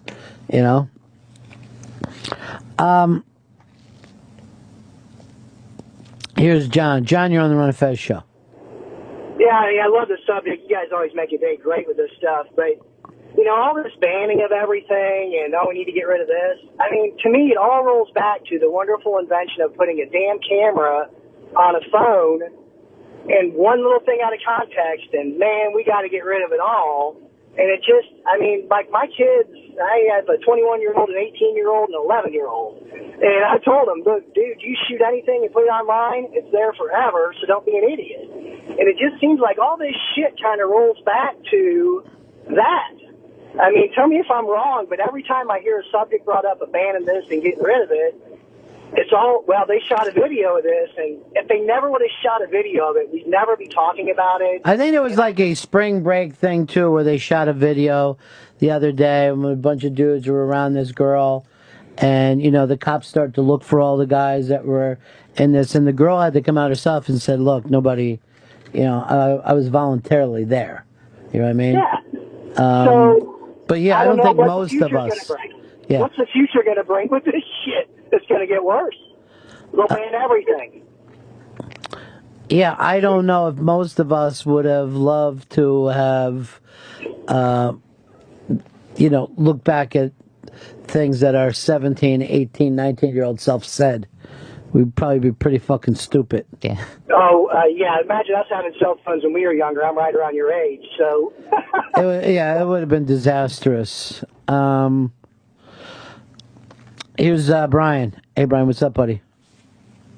Hey, I just have 2 quick points. I had a friend, and he joined up with a fraternity, and he totally dropped everything he ever cared about before and changed his personality just to fit in with those guys.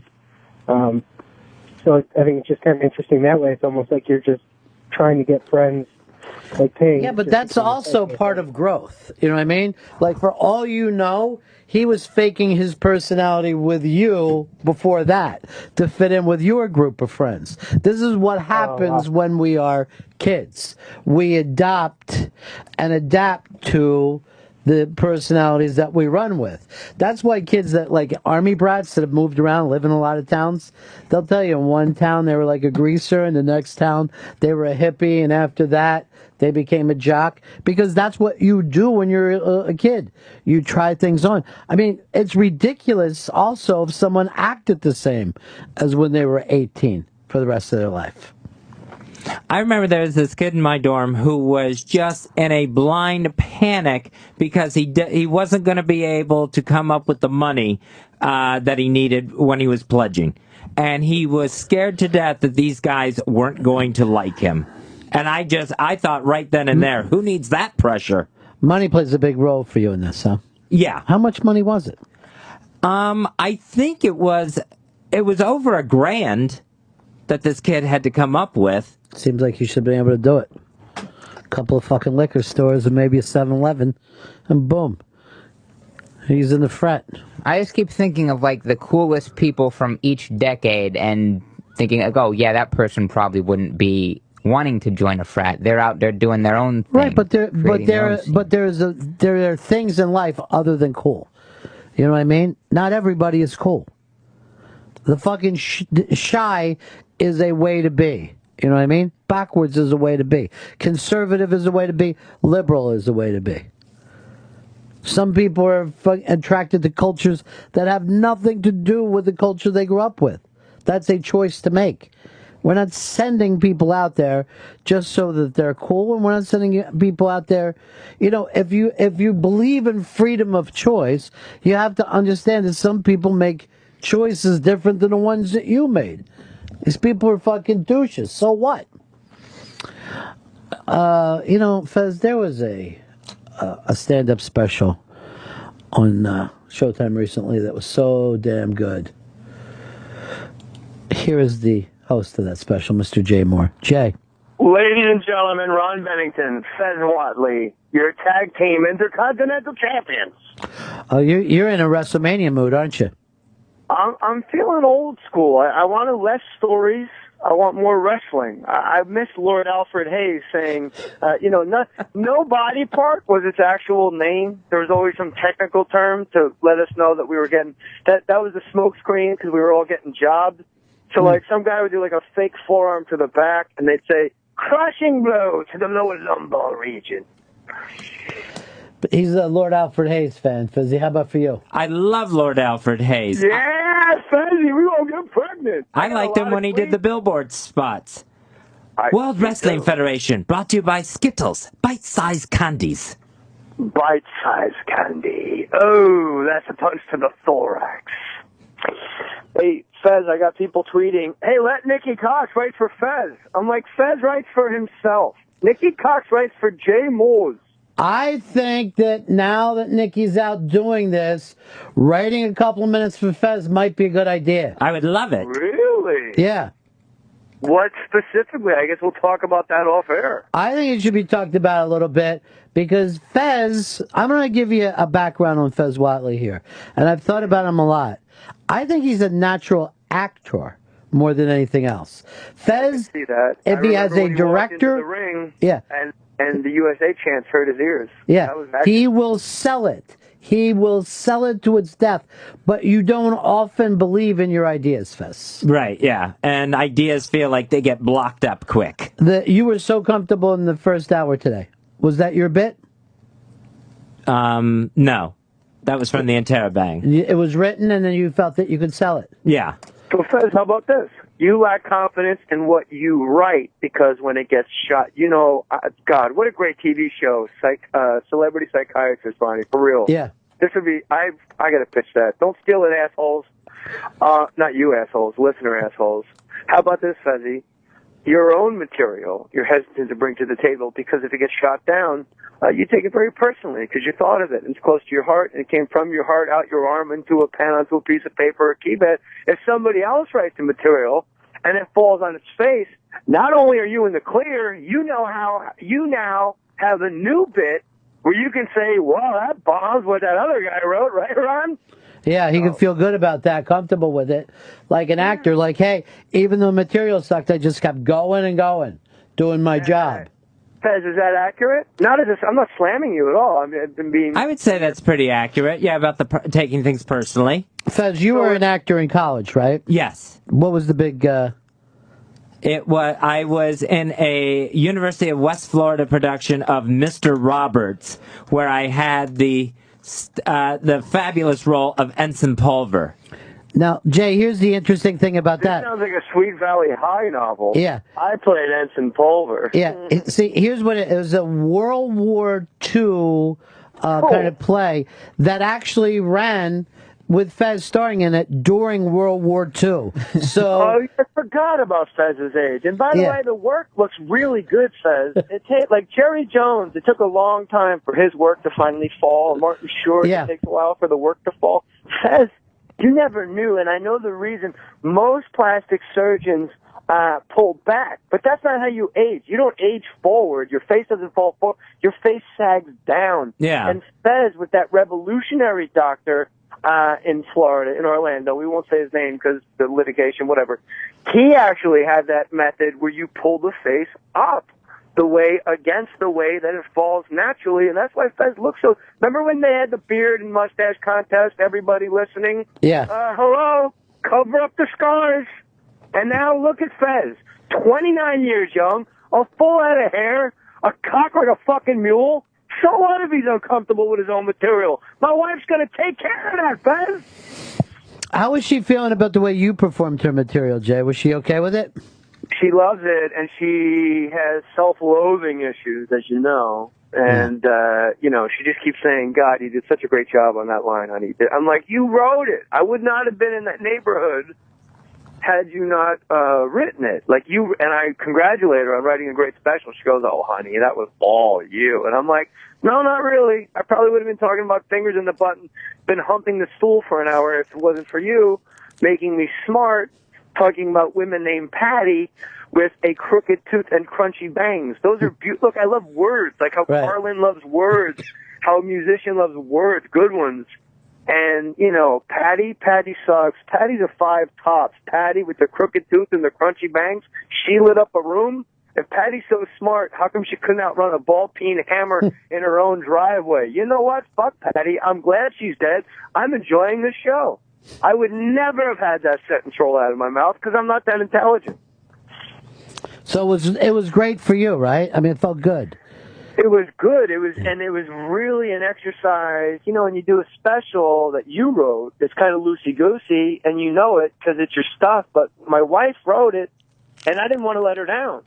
Right. So I wanted to make sure I got and there were certain lines that had to go in a very specific order. Otherwise, there's no callback, Ronnie. You take one sentence out and put it after, you take the third sentence out, not to get real X's and O's. You take the third sentence out, and for some reason you slide it fourth and put the fourth one third. 10 minutes later, you don't have a callback. Like, you've just blown your own set apart. But I will say this. My wife would happily write for you, Fez. She would just need to know what type of thing you would want to write about, how much, how often. I know it's free, obviously. It's Sirius XM satellite radio. They don't really pay guys a lot.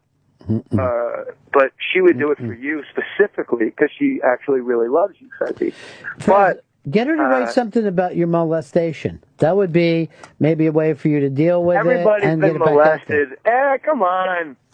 That's the thing that you realize as you get older. Who didn't wrestle a little too long with an uncle? Right. Wow, he's really had my nuts in his hand a long time. That's a great move.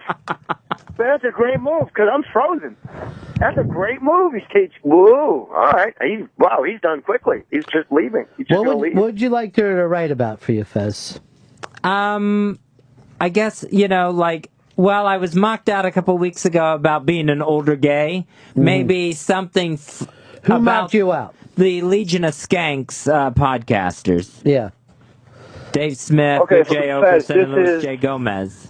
This is such my wife's wheelhouse. Yeah. First of all, it involves bullying.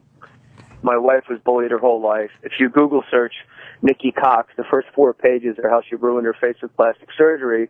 And I swear to God, made both my sons get a very slow stomach cancer. My wife has never, ever had a knife put to her face. She's never had Botox. Nothing. Ever. Nothing. She lost her baby fat and kept her big-ass giant lips. Whatever happened to dick-sucking lips being celebrated, Ronnie? Now we're making fun of them. Yeah. But you know what's better than dick-sucking lips I've learned in marriage, Ronnie? What's that? Dick-sucking throat. That's that nice. really is. That's what nice. separates the girls from the women. Yeah, it is. It is. I want to say, Ronnie, quickly, Yeah. and I'm hogging your time and I apologize, but I have to say the iBang wrote such an incredible piece and gave such proper credit and respect to my wife, and she's not used to that kind of legitimate, because the iBang's like a real legitimate spot that people go to, and you can trust what's on the iBang. It's not just some willy-nilly like, hey, Teresa Judas took a shit in prison. Like, it's a real, actual thing, and people go to it, and they know they can rely on it. So I was in San Francisco having breakfast at like a diner by myself, and I pulled it up on my phone and I read it, and I thought, you know what? That is so badass because it was the iBang. So I wanted to really, really, really give a shout out to them. And I don't know who they are. I don't know who writes what. I don't know who does what. You know, there's such a buzz on them in the comedy community too lately because of that kind of stuff. But I read that article too, and I thought it was really, really cool. But I had told people this before, that when we did stuff, I sat with you and your wife when you guys were riffing backstage before we'd done the Unmasked, and I'm like, I think she's as fast as Jay. You know what I mean? Like, she's really, really quick. Yeah, she was raised like Comedyville. Her mom, you know, they used to watch Louis Anderson and Steve Martin on VHS tapes, and then by the time she was doing like sitcom, not many like 8, 9, 10-year-olds know like sarcasm and stuff like that, and she was way ahead of the pack. And then, you know, at 11 years old, she's doing a sitcom with Jonathan Winters and going toe to, nobody goes toe to toe with Jonathan Winters, right. You know what I mean. And then by the time, when you're that pretty, you're not supposed to sling a joke. And my wife pointed out to me, pretty girl syndrome. And I said, what is that? She said, if a pretty girl says something funny, nobody laughs. Yeah. I said, well, that's not true. Like Eliza Schlesinger, everybody thinks she's pretty, and Schumer, and she goes, no, those are comedians. People paid their ticket. She goes, you'll see. I go, okay. About a month goes by, we're at a dinner party, and my wife says something like, hilarious. It was something like, they were talking about hoarders, and my wife said, and they always hoard the most festive things, like Christmas ornaments and birthday cards, and they have the least to celebrate. And it was just, nobody said anything. And I waited literally 30 seconds, and I said the exact same thing, and everybody goes, I know, right? And I was like, she's right. It's a pretty girl. If you're just a pretty girl and you got big knockers and you're beautiful and you sling a joke, people just kind of, I try to explain to her, it's not because they don't think you're funny. It's just, you're just rare. And well, everybody thinks, okay, Fez, she will write for you. Yeah. Will you email me, Fez? You have it? Yeah, absolutely. And how long? Like once a week? To start? Well, let's get this first thing rolling. Get the first thing rolling. Don't even tell us, Fez. Just come in with something, and we'll see how give her it goes credit. over. That's all we need. Yeah. Just say written at the end. Say thank you to Nikki Cox. Yeah, after I'm done. Yeah, after you're done. Jay Mohr, speaking of pretty girl syndrome, Gary Gulman just walked in here. Oh, my beautiful Monty. That means you love him. Hi, baby boy. Hi, buddy. It's good. It's radio. Gary's not on a mic. Anyway. I thought I was on the mic. You're on a mic. No, you are. Yeah, okay. I love Gary, and he knows that. You know I love you. Oh, I feel very loved around him. Is yes. that right? Yeah. Gary and I feel love each actualized. other very much. Yeah. We're grown men that can tell each other we love each other to their eyes without it being weird. Yeah, and we can go months without talking to each other, and then we pick up right where we left off, the sign of a true friend. Yeah. Damn straight. Or a Gary bad Goldman's got a ex-girlfriend. pride. You know what I mean? Like you the know same about it. thing. That girl that you shouldn't be with. Maybe you guys are not good for each other. Not true. Not true. Not true. We're not codependent. We're redependent. Oh, We just that's really regenerate nice. dependency. And I'll tell you this, Ron Bennington. Yeah. Gary Goldman has a problem. Guess what? I have a problem. That quickly. Wow. He knows that. Yeah. Yeah, and then my enemies will fear me. What is that, honey? My enemies will fear me. Well, oh, he's talking to his other honey. No, I'm talking to you. Oh, okay. Yeah. Ron Bennington. Ron, I gotta say it. There's only the number one most requested person for more stories is you, and I'm not going to bug you about it. If it happens, it happens. I would love to do more stories. Oh, quote it, print it, tweet it. Whenever I'm in New York, whatever, we'll figure it out. I want to do it. I'll do another Unmasked with you, and then I'll do more stories for you, and that'll be I it. need you to know this, though. Yeah. It's way more important for me to be your friend than to ever record our voices. So That's it's never really a pain nice. in the ass. We drop it right on the sidewalk. Good. Okay? So I wish somebody would tell Tom Rhodes that, because you know what I mean. That's a really nice thing to hear from people. Oh my God! Hey, Gulman. Yes. Don't get you. Hey, where are you performing this weekend, sweetheart? This weekend I'm in New York at the Stand, and then. Oh, no kidding. Yeah. I love working out there. It's awesome. The Stand? Yeah. I don't know what that is. Oh, really? It's run by the guys who started Cringe Humor. Yeah, the Stand wasn't happening. Cringe when Humor. I Jay mean, was there's around 20 New York. worst comedians in the history of comedy list. And they actually wrote Jay Mohr, and if you ever meet him personally, you can know for a fact he's a fucking cunt. Close quote. Wow. Cringe Humor. Wow. I stepped on a landmine there. Yeah. And I still, no, you're fine. Okay. I have no hate for anybody or dislikes. Yeah, and I steal all my material and all that. Oh, God. Just look up Cringe Humor, worst comedians of all time. You'll see me right there. It's great. I can't believe that's a However, list. all the comics they like were on Last Comic Standing, a show I created. So how do they label me network sellout? You can't have it both ways, Cringe Humor. Is there anybody who doesn't sell out? Is there anybody that doesn't not like me? Jesus Christ. What do I do? No, everybody adores you. Not true. Not comedians. They got something about, Gary knows, something about me. Very divisive. Is this true? Is this true, Gary? He goes too quick to calling people by their last names, and I Okay. think that upsets people. It makes you feel like he's your gym teacher. Look, Gulman, walk it off. I said that like a tell. Walk it off until it's illicit.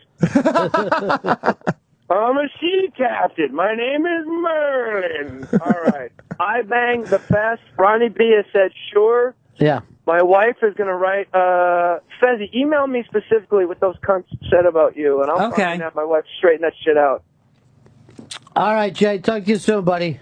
The best in the business. Love you guys. All right, so thanks. much. Bye. You know I mean it, right, Ronnie? I know that you mean it, Jay. I love you, Gary. I love you, Fezzi. We're love you all too. just covered in love here today from Jay Mohr. Jay Mohr, Happy and a Lot, available on Showtime On Demand. So, Gary, we were trying to figure this out with Jay. He did his special, right? And at the end, he has written by Nikki Cox. He gives all the credit for the material to his wife. Wow. She wrote it. He performed it. I don't think that's ever happened in history before. I've never heard of such a thing. And the Interrobang wrote up a nice story on it, gave her the credit, and Jay's incredibly moved by that somebody took notice of this. Yeah. Well, he's very much in love with her. They're very Yes. close. Like, really, yeah. I don't want to say I'm a little bit in love with her too, but I don't like to say anything because Jay, I want to get Jay upset. But I hung out with them one day, and I'm thinking, I think I'm a little bit in love with her. Yeah, she's a very warm person. I mean, does this seem weird? The three of us could be happy together. You know what I mean? She is a very warm, funny. Does that ever work? Does it ever work where the keep trying? I think one of the Gibb I think one of the Gibb brothers might have had something like that a long time ago. I never stopped trying, and I give myself he's a lot dead. of credit. Which Gibb? Do you know? I believe it was Robin? I believe it was Robin. Yeah, I believe Robin, who sang a song with Oscar the Grouch in the 1970s on I think Sesame he was Street my Fever. favorite of all the Gibbs because he looked like he needed somebody to be a fan. You know what I mean? Where, the good-looking Gibb never needed it. What does he need it for? Barry. Yeah, Barry had it all. And then they had a very attractive younger brother, Yes. Andy, Yes. who had a mental breakdown after breaking up with, I believe, Victoria Principal from my Dallas. God. Oh, did I love Victoria Principal Yeah, growing she was up? a looker. She was a She looker. may have been one of my first. She was in here not too long ago Outlets. when they put the Dallas back together a couple years ago. Okay. And still looked great. Really? Yeah. Wow, she had a body principle. Did you like any girls when you were younger like that? Fez? None of the Catwomans ever, because I know you were a Batman fan. Yeah, that's a good point. Love Julie Newmar. Loved Julie Newmar. Okay. But loved any Catwoman. Loved them all. Yeah. And I've stayed with that throughout the entire franchise. Yeah, there has Still not been a my only Catwoman who girl. I wasn't attracted to, and I'll tell you someone who doesn't get enough credit, Batgirl. Batgirl is a real piece of... Yeah, and I think Batgirl joined your flag, didn't she? Later on in life, or am I making that up? No, I think you're right. Oh. Yvonne Craig. It's fantastic. It's Bat Gossip, 866 Run Zero Fez. 866 Run Zero Fez. Fez is a Batman fanatic down to the point where it's almost, you've taken it to therapy, right? About why you liked it so much? Yeah. That you wanted to be rescued as a child? Wanted to be rescued, wanted to have a hero in my life. Yeah. See, the thing is, most of us, I think, we, in our fantasies, thought of ourselves as the hero. Sure. And Fez wanted a hero. Oh, that's interesting. And save Yes, him. yes. And carry him away. Yes, I wanted to have a secret that made me more important than everybody else, right? But you wanted somebody else to have the secret that made them more important, and yeah. So I'm thinking there wasn't a father around, or if he was absent. I mean, I had a father. Yeah. But I mean, he worked 3 jobs, so he wasn't around. The word absent. When the nuttiness was happening. The word absent. Somebody to protect you. And he felt to be protected from his mom. Fez took his mom's anger. He took it a lot more personal than a lot of kids did. Well, he's sensitive. He is very sensitive. The Fez is very sensitive. Yeah. And you know what? Then they blame you for being sensitive, Fez. You know Don't be what? so sensitive. Why Here's don't the you be thing. nicer? He can't. He cannot do that. But see, here's the thing. In the future, Nikki Cox will have written you some lines and you could come back and stuff with us. Right now, the attention is on you and you feel a little off. Yeah, I'm just Imagine you getting had 6 spotlighted. you had 6 Nikki Cox lines ready to go at all time. Can I recommend a documentary while we're talking about the childhoods? Yeah. Have you ever heard of that comedian Barry Crimmins? I love Barry Crimmins and have watched the documentary. Oh, okay. All right. Yeah. I'm sorry. Have you seen it? Yeah, I adored it. He, he's a long time.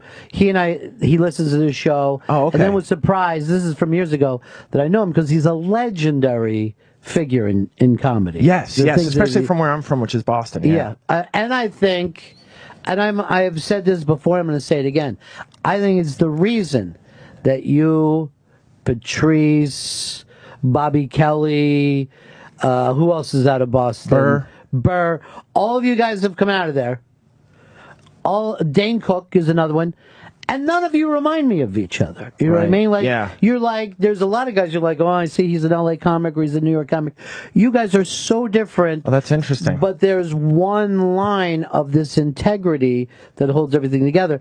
And I believe that's from Barry Crimmins years ago. Yeah, stressing originality, Yeah. and it trickled down. And everybody, yes. And he planted that seed, said, you have to be original. You're not coming in here. Then Wow. those guys would have done it to the next generation. And by the time you guys come along, it's just a given. Where that doesn't necessarily exist if you come out of Pittsburgh, right, Miami, whatever. Yeah. Oh, that's really interesting. People are always asking me why are Boston comedians so strong, and that makes a lot of sense. Yeah. Because a comedian ran that thing, ran the first big club as comedy first over everything Yeah. else. Because I think a lot of guys come to a place where they need to fill time, so they're going to be a little more desperate to lift material. Right. Or think it's just okay. It's just a night partying. Boston comics aren't like that at all. No. You would rather die terribly Yeah. being Yeah. yourselves. Yeah. So that's what I thought the documentary was going to be about. Right. It's that and so much more. So much more. He's a real hero. He is somebody who's stepped up, and I guess that is absolutely heroic. Yeah. I can't wait. Bobcat is one of my favorite filmmakers. He directed my special last week. That seems crazy to me that you could even say that, because he's such a great film director. Yeah, I'm so honored by that. That's amazing. Where's this coming out at? I don't know. We just shot it. They have to edit it and then You sell shoot it yourself. You're comfortable with that. You have a production company. Yeah, the production and company. then you take it out. Yeah. That's what I've done in the past too, and it worked. So, how do you feel about this one? Oh, it's the best one I've done. Good. Yeah. Definitely. You deserve it. Oh, thank you. That's And I nice of you just to go say. by the things that Jay Mohr says about it. And now I'm going to just start and call you Gulman, too. I'm not going to go. You don't have to. I'm just going to go last name. We're going to be the last name group, okay, Watley? Got it, Bennington. All right. See how comfortable that is? You're in a fraternity. Fez wants all fraternities banned after today. Oh, I get it. I went to a college that didn't have fraternities. It was just one big clique. But I did find that the guys that I knew who were in fraternities, it was ugly. We've never met anyone that were like, oh, that guy's from a fraternity and he's really cool. You know, it's just never happened. Doesn't come up. My brother was in a fraternity, and he's a dick. Yeah. Yeah. That happens.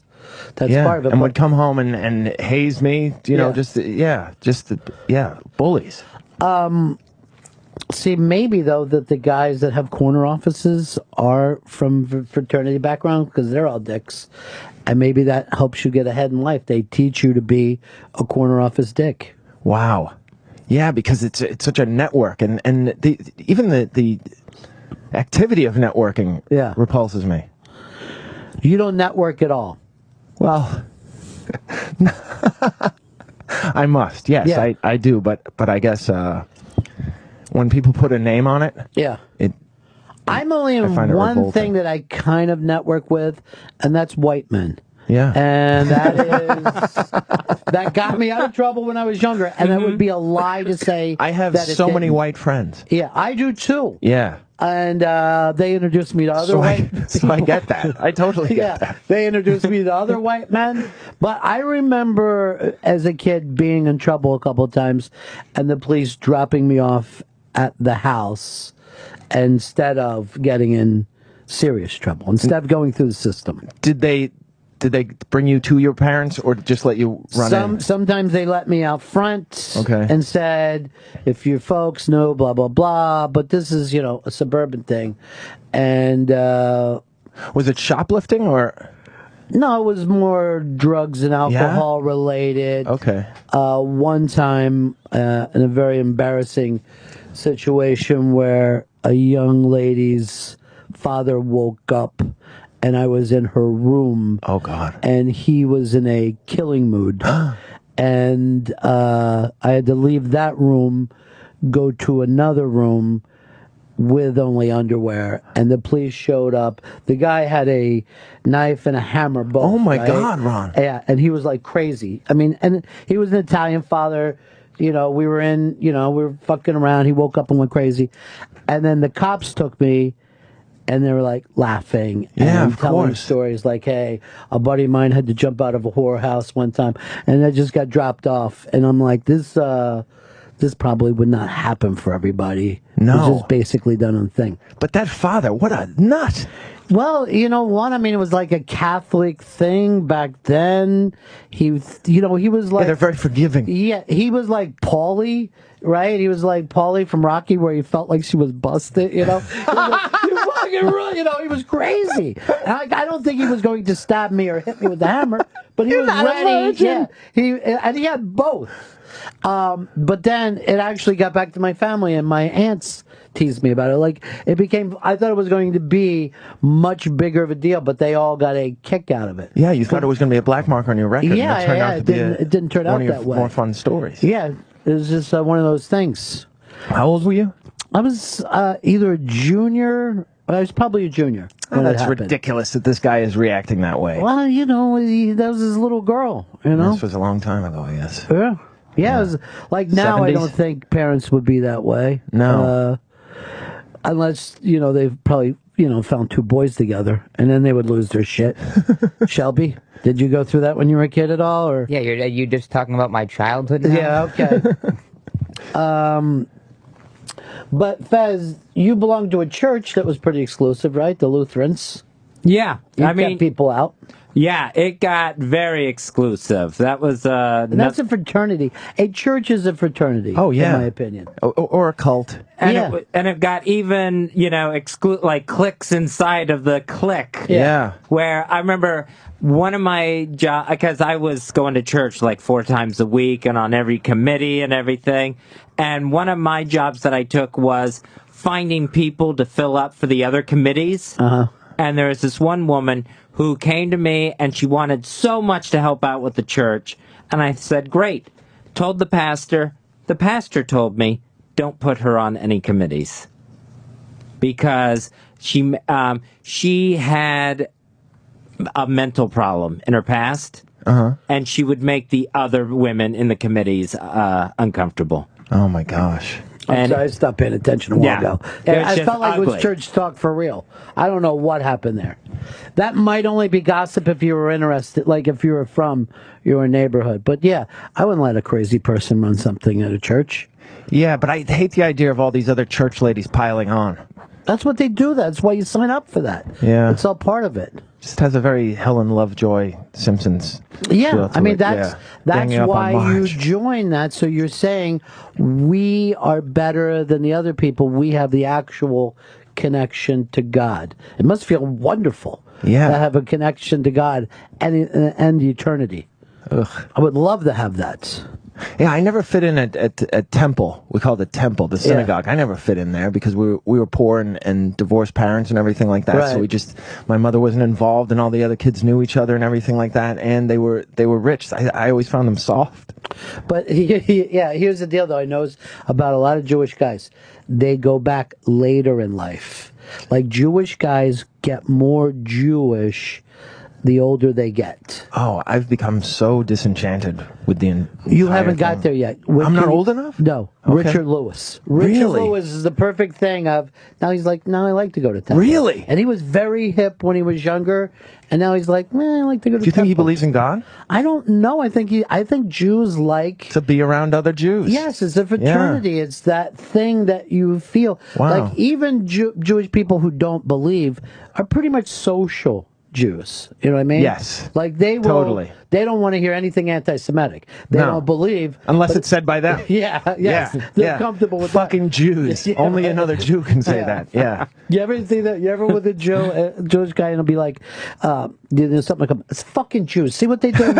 You're always just like, kind of, you know, 'cause you don't know if you agree. I would report to my mom after Hebrew, and it would always start with, ugh, these Jews. These Jews. But we all think we're our own unique version of a Jew, Right. and we're all the same to everybody else. Yeah.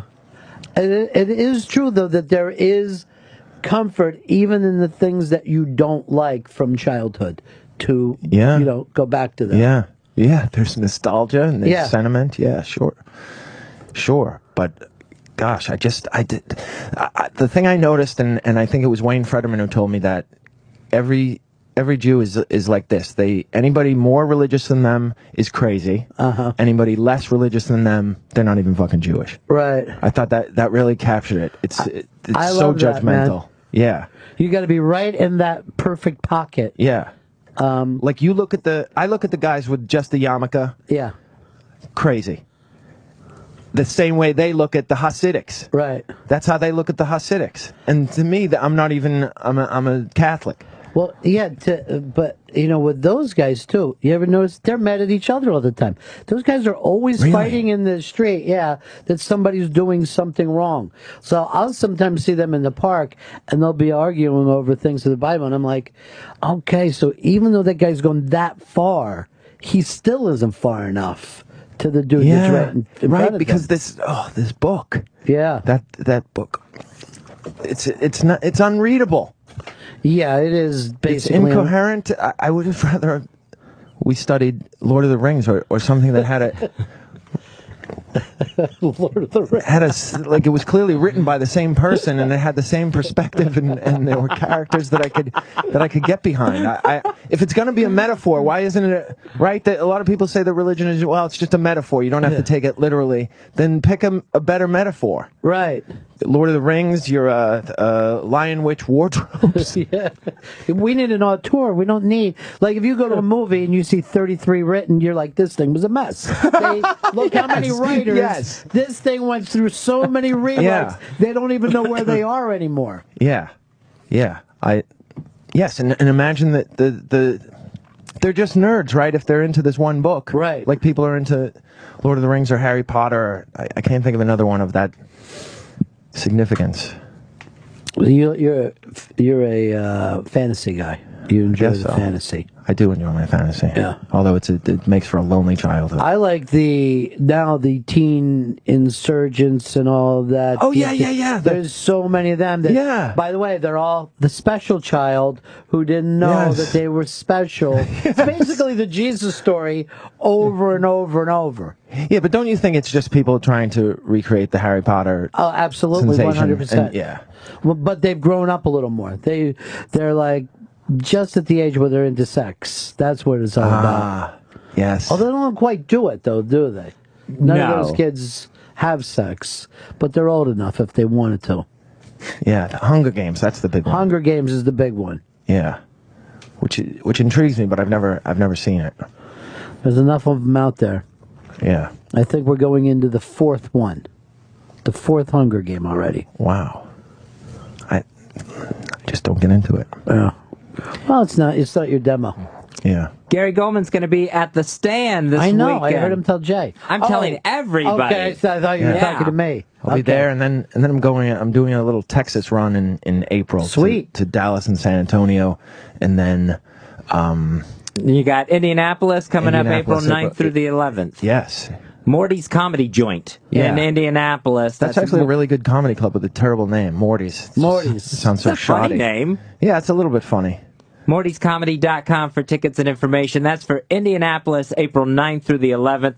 And then Charlene McCombs Empire Theater in San Antonio, April 16th. Yes. That is the home of Friday Night Tykes, the TV show about 8 and 9-year-olds who play football, and it's on Esquire Network. Wow. I didn't play football until I was a senior in high school. Is that right? Yeah. You waited. Yeah, I waited, and it paid off because I don't have any injuries or. Yeah. I never had a concussion or. We had knees this year's show had quite a few neck injuries. Really? Yeah, a couple of brain things. One kid got a concussion, has to stop. Yeah, little kids can get hurt playing that game. That's ridiculous. Wow. Yeah, I never played. The doctor said that it would be healthier if instead of playing football, the kids got together and smoked cigarettes. He actually said, wouldn't it be better just to have these kids sit around smoking cigarettes for a while? Wow. Yeah.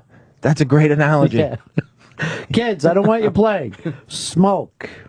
And what about the kids who were also playing and smoking? Those kids are really cool. I gotta tell you, I always looked up to them. Sure. Because they were able to be athletes and smoke, and they always drank at the same time. These kids were special. You finish a lap, you just light one up. Yeah.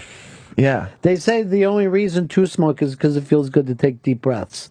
But I think it feels better to take a deep breath of smoke. But they say if you just do deep breathing, you'll feel that relaxed feeling. We breathe too shallow. Yeah, I think that's true, but also the not having a cigarette for 2 hours and then having one. Unbelievable good feeling. Yeah, that's the problem with the people who don't smoke that much. It's so good every time. People don't realize that if you could just light up satisfaction, what more would you want? I'm satisfied. I don't have to strive for it. I quit 4 years ago after about 16 years of smoking, and I used this book called The Easy Way to Quit Smoking by Alan Carr, and I smoked all the way through it, and then luckily I got a cold, and it got me 3 days where I didn't want to smoke. Perfect. And I haven't smoked since. I read... But man, there's so many situations where I'm like, oh, it would be great if I was still a smoker right now. After anything. After anything. Before anything. Yeah. Yes. I read the same book, but by Vicky Carr. And it was, let's break here. You can hang out, Gary? Yeah, I'd love to. We'll try to get Jay Mohr back on the line. He says lovely things about you. Ron and Fez. My hype man. Ron and Fez on Raw Dog Comedy Hits. Channel 99.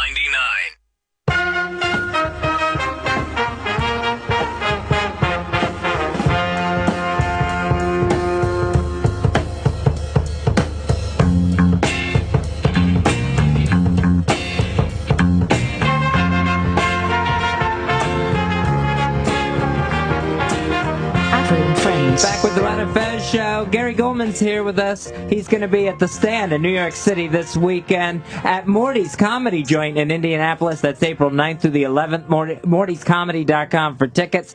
And at the Charlene McCombs Empire Theater in San Antonio, Texas, April 16th. Ticketmaster.com for tickets there. And watch for his upcoming special directed by Bobcat Goldthwait that was just shot last week. You know, we always say that we love Gary, but we don't love you as much as Jay Mohr does. I saw how much he loved you today. Yeah. It's more than us. But we will never play a best of that the day that you were in with BL from Florida will not be on that best of. Because just the clash of cultures had me in tears that day. So, but why would it not be on the best of? We'll always be on the best of. Is what I'm saying. I think you went with a double said it like negative I was there Amish. in some way. Yeah, that was. I did a Pennsylvania Dutch thing. Well, maybe never not or something. We will like never that. Yeah. not play that. Yeah. Oh, that's That means we always will. That's a Yeah, classic. we always will. We had a blast that day. Yeah. Yeah. But I had to act like I'm in a horse and carriage going through Hershey, Pennsylvania. I was confused and hurt. Yeah, why won't you play it? Yeah. It's not right. And now we'll probably have to play the uncomfortable thing of Jay calling you honey and just being crazy about you. Yeah, it's very interesting. But I know him from Last Comic Standing, and before that, just around the clubs in L.A. And we had the same manager. You were on the first season or the second season? and Yeah, that's I what on he the was second hosting. season. Yeah, he was hosting back then. Why did they ever get rid of Jay? What Foolish. happened there? That's Fools. crazy. Yeah. Because they still never have worked it out. Who they got hosting this year? This year is I forgot the host. all of a Anthony sudden. Jeselnik. Yeah. And bringing in Norm Macdonald as a judge. Well, that'll be interesting. I love Norm. Yeah, that'll be interesting. Because last year was like a happy year. Like all the judges were nice to everybody. I can't see Norm doing that.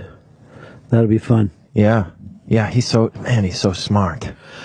Everybody who's funny thinks he's funny. You never run into funny people going, I don't that's so get true it. that don't get Norm Macdonald. That's so true. Yeah. Yeah. The same with Colin Quinn. Yes. Yeah.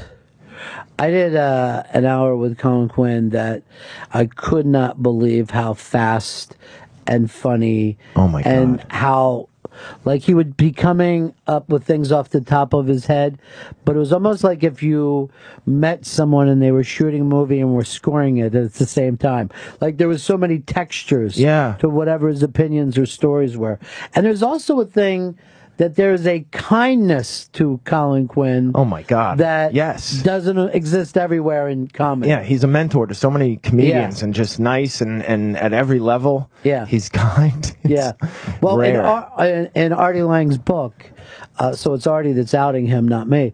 Artie would be in these really bad, places, and Colin would just show up and just, take 2 trains and a bus to get there. Hey, Artie, let's go, buddy. Yeah. Let's get you But home. Artie's not the only guy who has that story. There's so many. Yeah, that he's just he's someone I aspire to be that selfless and generous. Oh, you'll never make it. You will never make it. No. You don't have it in you. You don't have enough of the good stuff in you. But it's something to aspire to, is what I'm saying. The word aspire. Yeah. Which is to say, I'll be nicer. Yeah, so then I aspire to do all kinds of things. I didn't even think of that. Yeah. That's a nice way of putting it. I was bringing up about the film thing. You know that there's this beef, and I think it was Vanity Fair that read this article, but the problem with people who do a film by instead of directed by. Okay. And when they put a film by, it annoys a lot of the people. Well, isn't who it work not a on the film by, but it says a Richard Donner film? It could also do that as well. But, they're saying 500 people worked on this film. Yeah. And you take it. Yeah, but this guy was the president of all those people on the film. I've seen directors work. It's ridiculous. See, I think football coaches. I think if you wrote it and directed it, then you should say a film by. Yeah. If someone else wrote it, and someone else even produced it, like let's say this.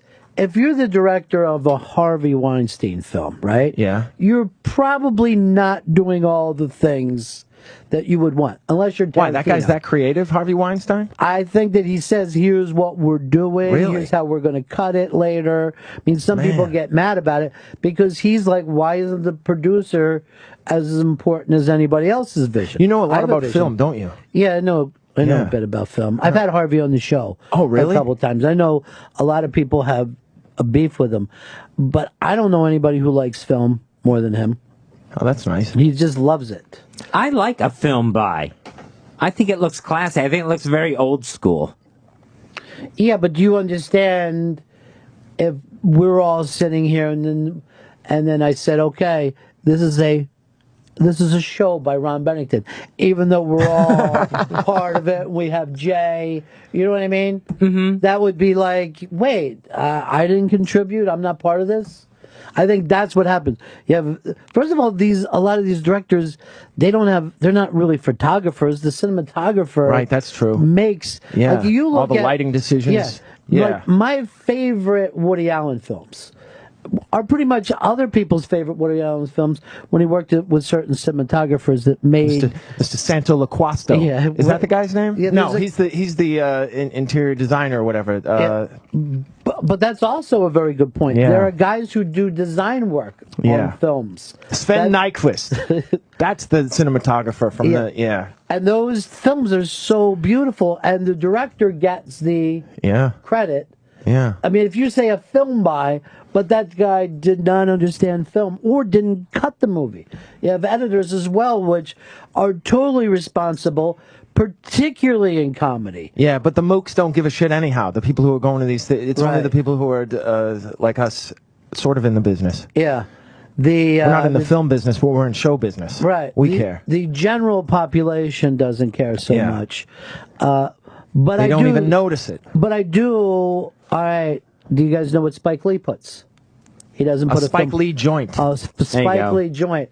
Now that I totally respect. Yeah, me too. You know, because it is. He writes it, shoots it, directs it, produces it, edits it. And it is has a feel, Spike Lee. a vibe, yeah. Yeah, and people sign up to be with Spike Lee because they know it's going to be different.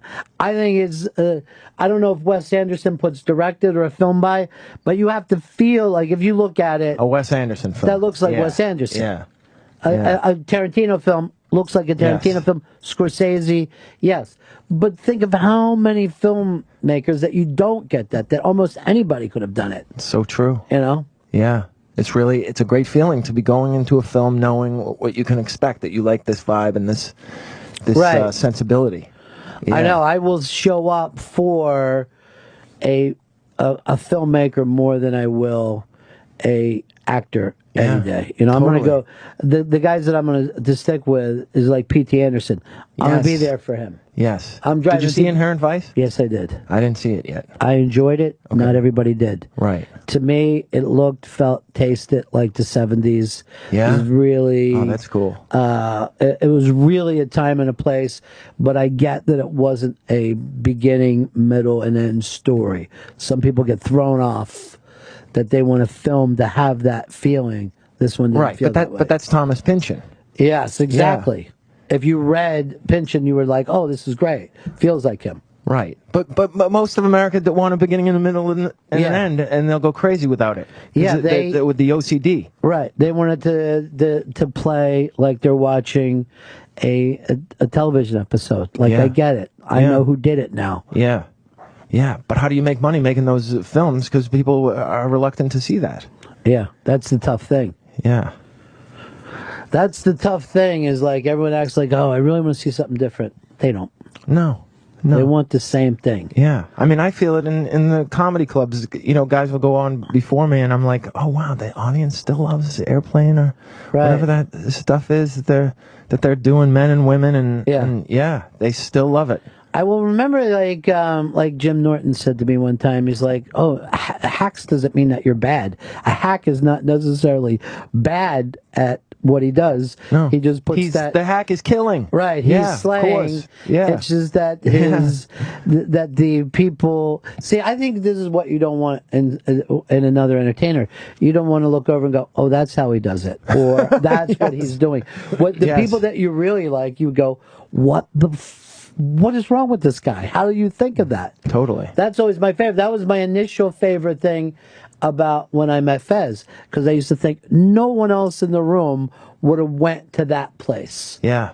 All the building blocks that went into making up Fez. Yes. And that's why I thank your mother for the abuse that she gave you. Yeah. And The and your father sensitivity, for the heartache. neglect. And the obsession with Batman? Yeah. You're not going to get these combinations. Hoping, looking out his window, that Batman would fly in and save him. Wanting to shine my... I tried to make a bat signal. That's one of the saddest things I've ever heard in my life. Yeah.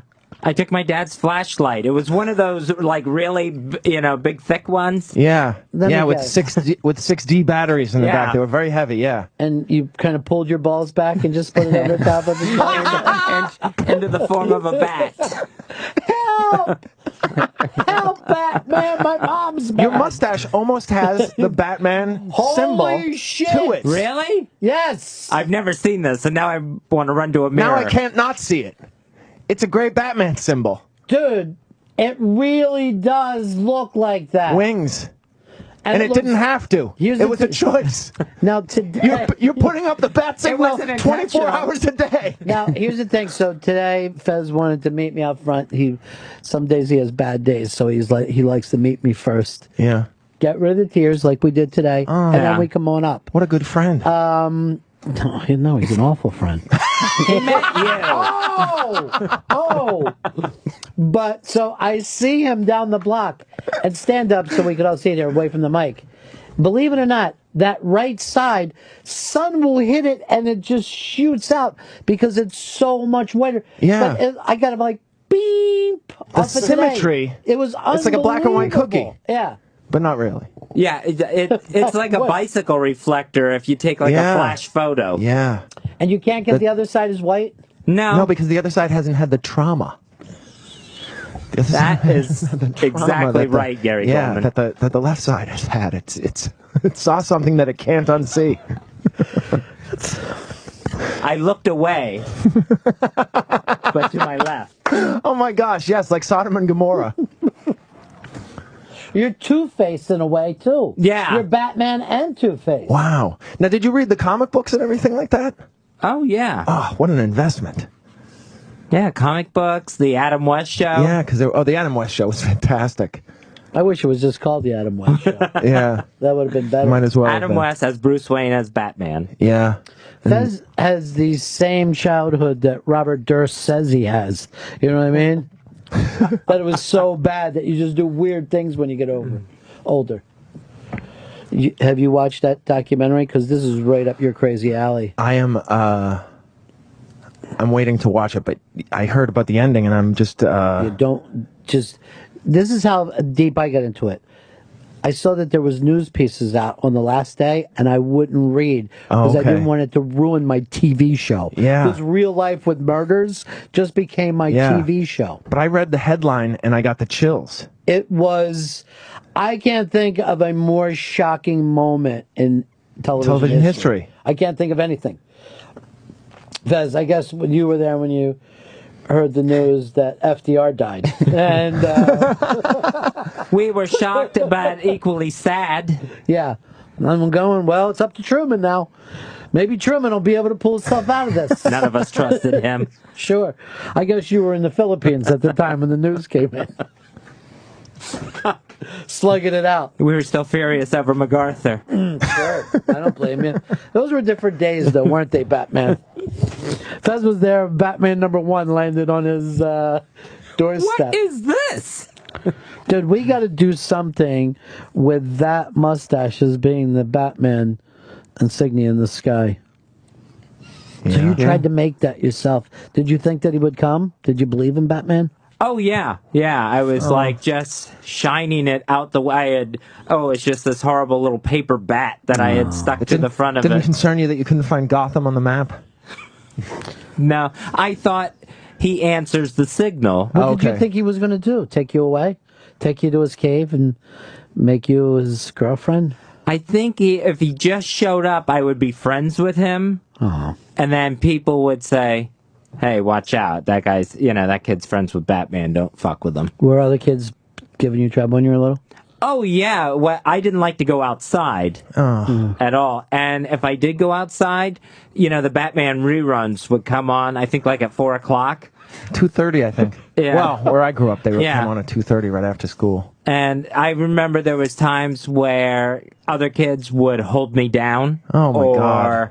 hang on to me so that I would miss the show. Oh, my They knew I God. wanted to go inside Yeah. to watch it. And it would break your heart. Yeah. Oh, my gosh. There's no DVRs. This is so sad. Of course not. Not No. even a VCR. No, you're gathering around a radio. Just FDRs. Oh, my gosh, Fez. That is just heartbreaking. My heart breaks for that little kid. I wish I could go back there and push him down too. Only because I love that energy. You know what I mean? I love the energy of a mob. A gang of kids. I just get caught up in it. A gang of kids is a lot of fun sounds and sights. One time I got so caught up, I just threw a noose over a branch. And the other kids are going, "Hey, too far, dude. Settle down." Even the mob has a line we refuse to cross. Most of the kids were not on Jack and Piggy's side growing up. No, why would they be? Right. We need his glasses. Yeah. Oh my gosh, Fez, that is so sad. Heartbreaking. I'm just going to move mine over here. Little Seriously, Fez. we need that for a fire, though. Did you ever read that book when you were a kid, Fez? No. Fez doesn't read books at all. Oh, really? You said you've never read an actual... That would have been a great escape for you. You could have escaped into Narnia. Yeah, that would have been perfect. Some fantasy world. Yeah. Never made it past comic books. Some fantasy world with a obvious Christ figure. Mm. The lion. I called it in 5th grade, and I'm a Jew. Is that right? Yeah. The kids were weeping.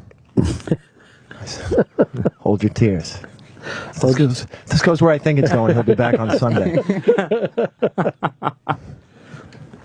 I remember when you're a little Catholic kid, and you learn the Christ story, and then you hear Second Coming, you start thinking, me?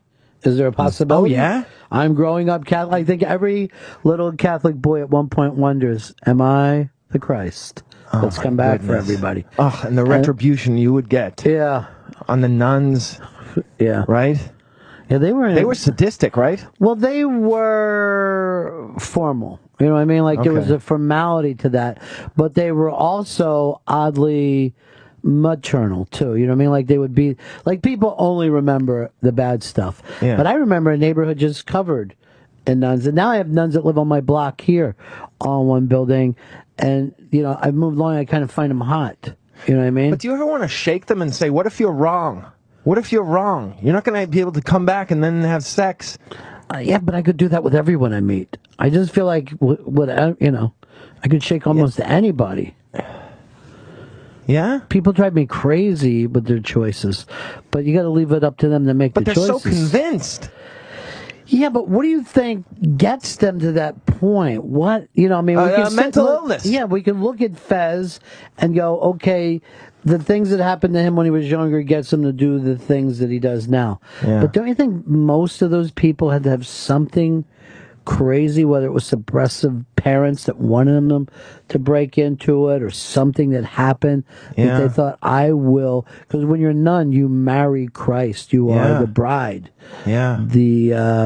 Well, in our school, they would call it the unfucked bride of Jesus. Oh my God, that's beautiful. And they would say, welcome the unfucked bride of Jesus. Oh, and we'd all clap. That's hilarious. So nice. We'd have rosaries. We'd come together. You know what's really funny? Were any of them even remotely attractive? No, not to me when I was a kid. They were frightening. They looked like fucking crows. Yeah. It's like if crows got up and could talk. Yeah. But see, this is the thing.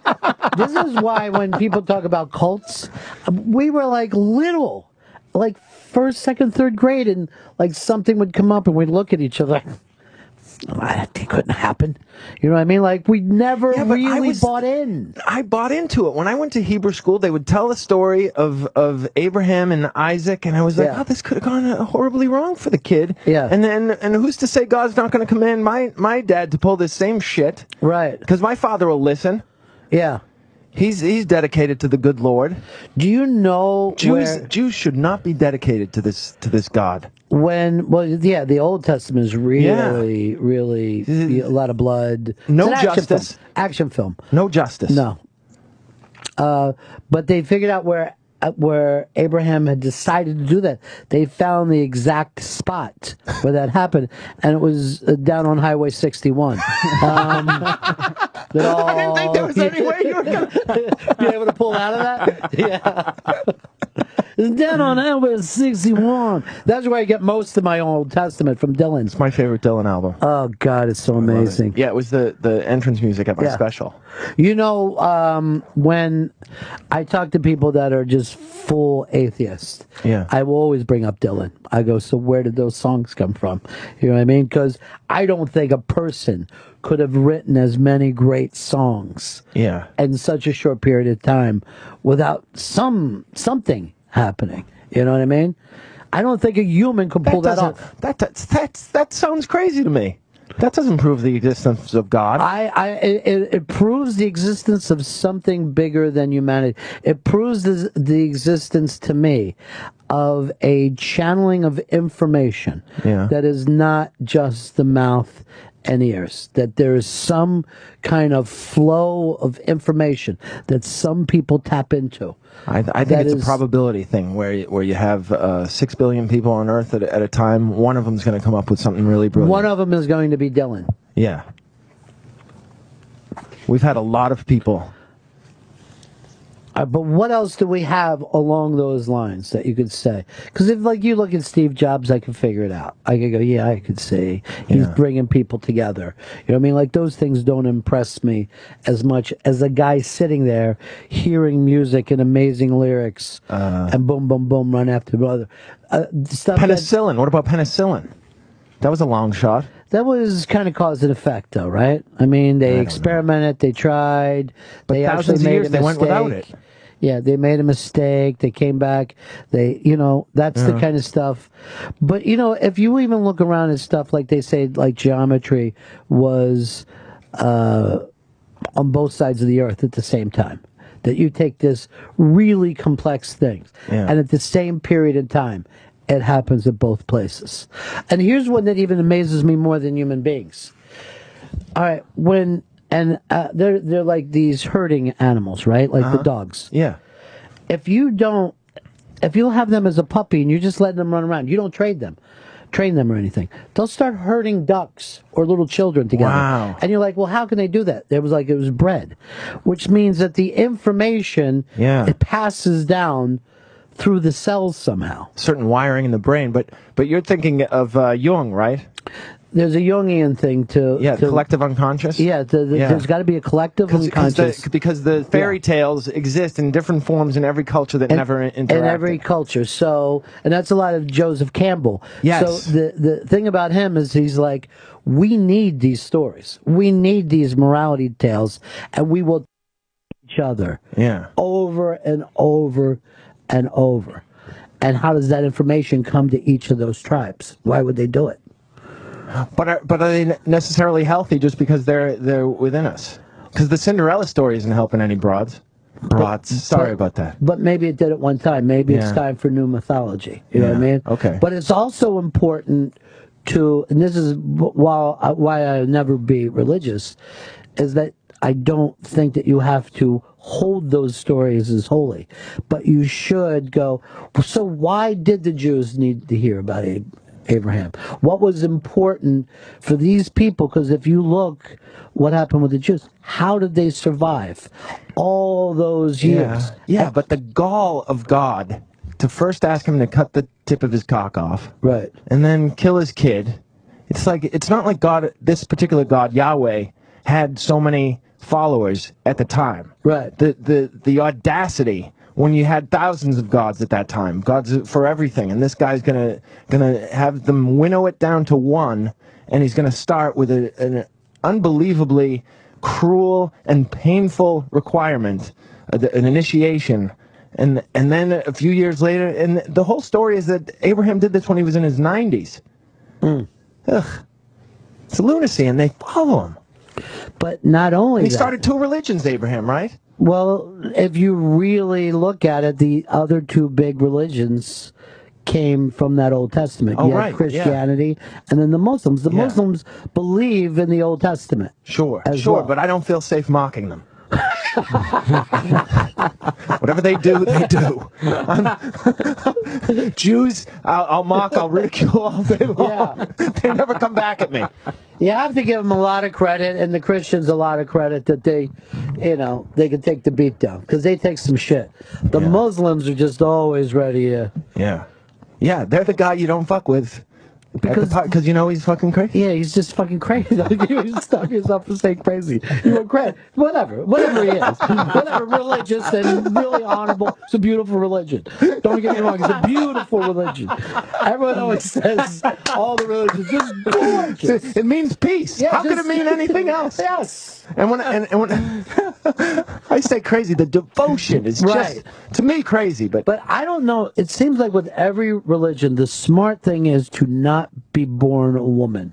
You know what I mean? Like if you were to give the universe a sex, you think that you would think of it as maternal. Mother Nature. The woman giving birth is the start of life. And yet all these things are male dominated. Right down to the religion I grew up with is that the women could not walk up on the altar, yet the 12-year-old assistant was able to come up there and hold on to the priest. But the woman, the nun who dedicated herself, was not welcome to walk up on the altar. And to me, in my little mind, I'm like, yeah, of course. Wow. You know what I mean? Like, it just made perfect sense to me as a boy. The unfucked bride of Christ. Here comes the unfucked bride of Christ. Which she's sacrificing. Yeah. But you would think that we would think of it as the mother, the universe being the mother.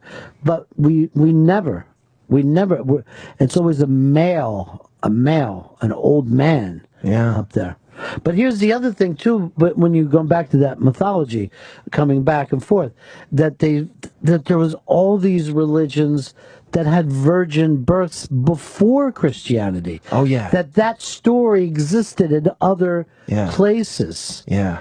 And what was it about this tribe of Jews who had zero power compared to the Romans on one side and the Arabs on the other, and then that becomes the major religion, that out of that becomes something that took over Rome, where Rome is now based on their thing, on what supposedly was a rabbi. It's crazy. It really is.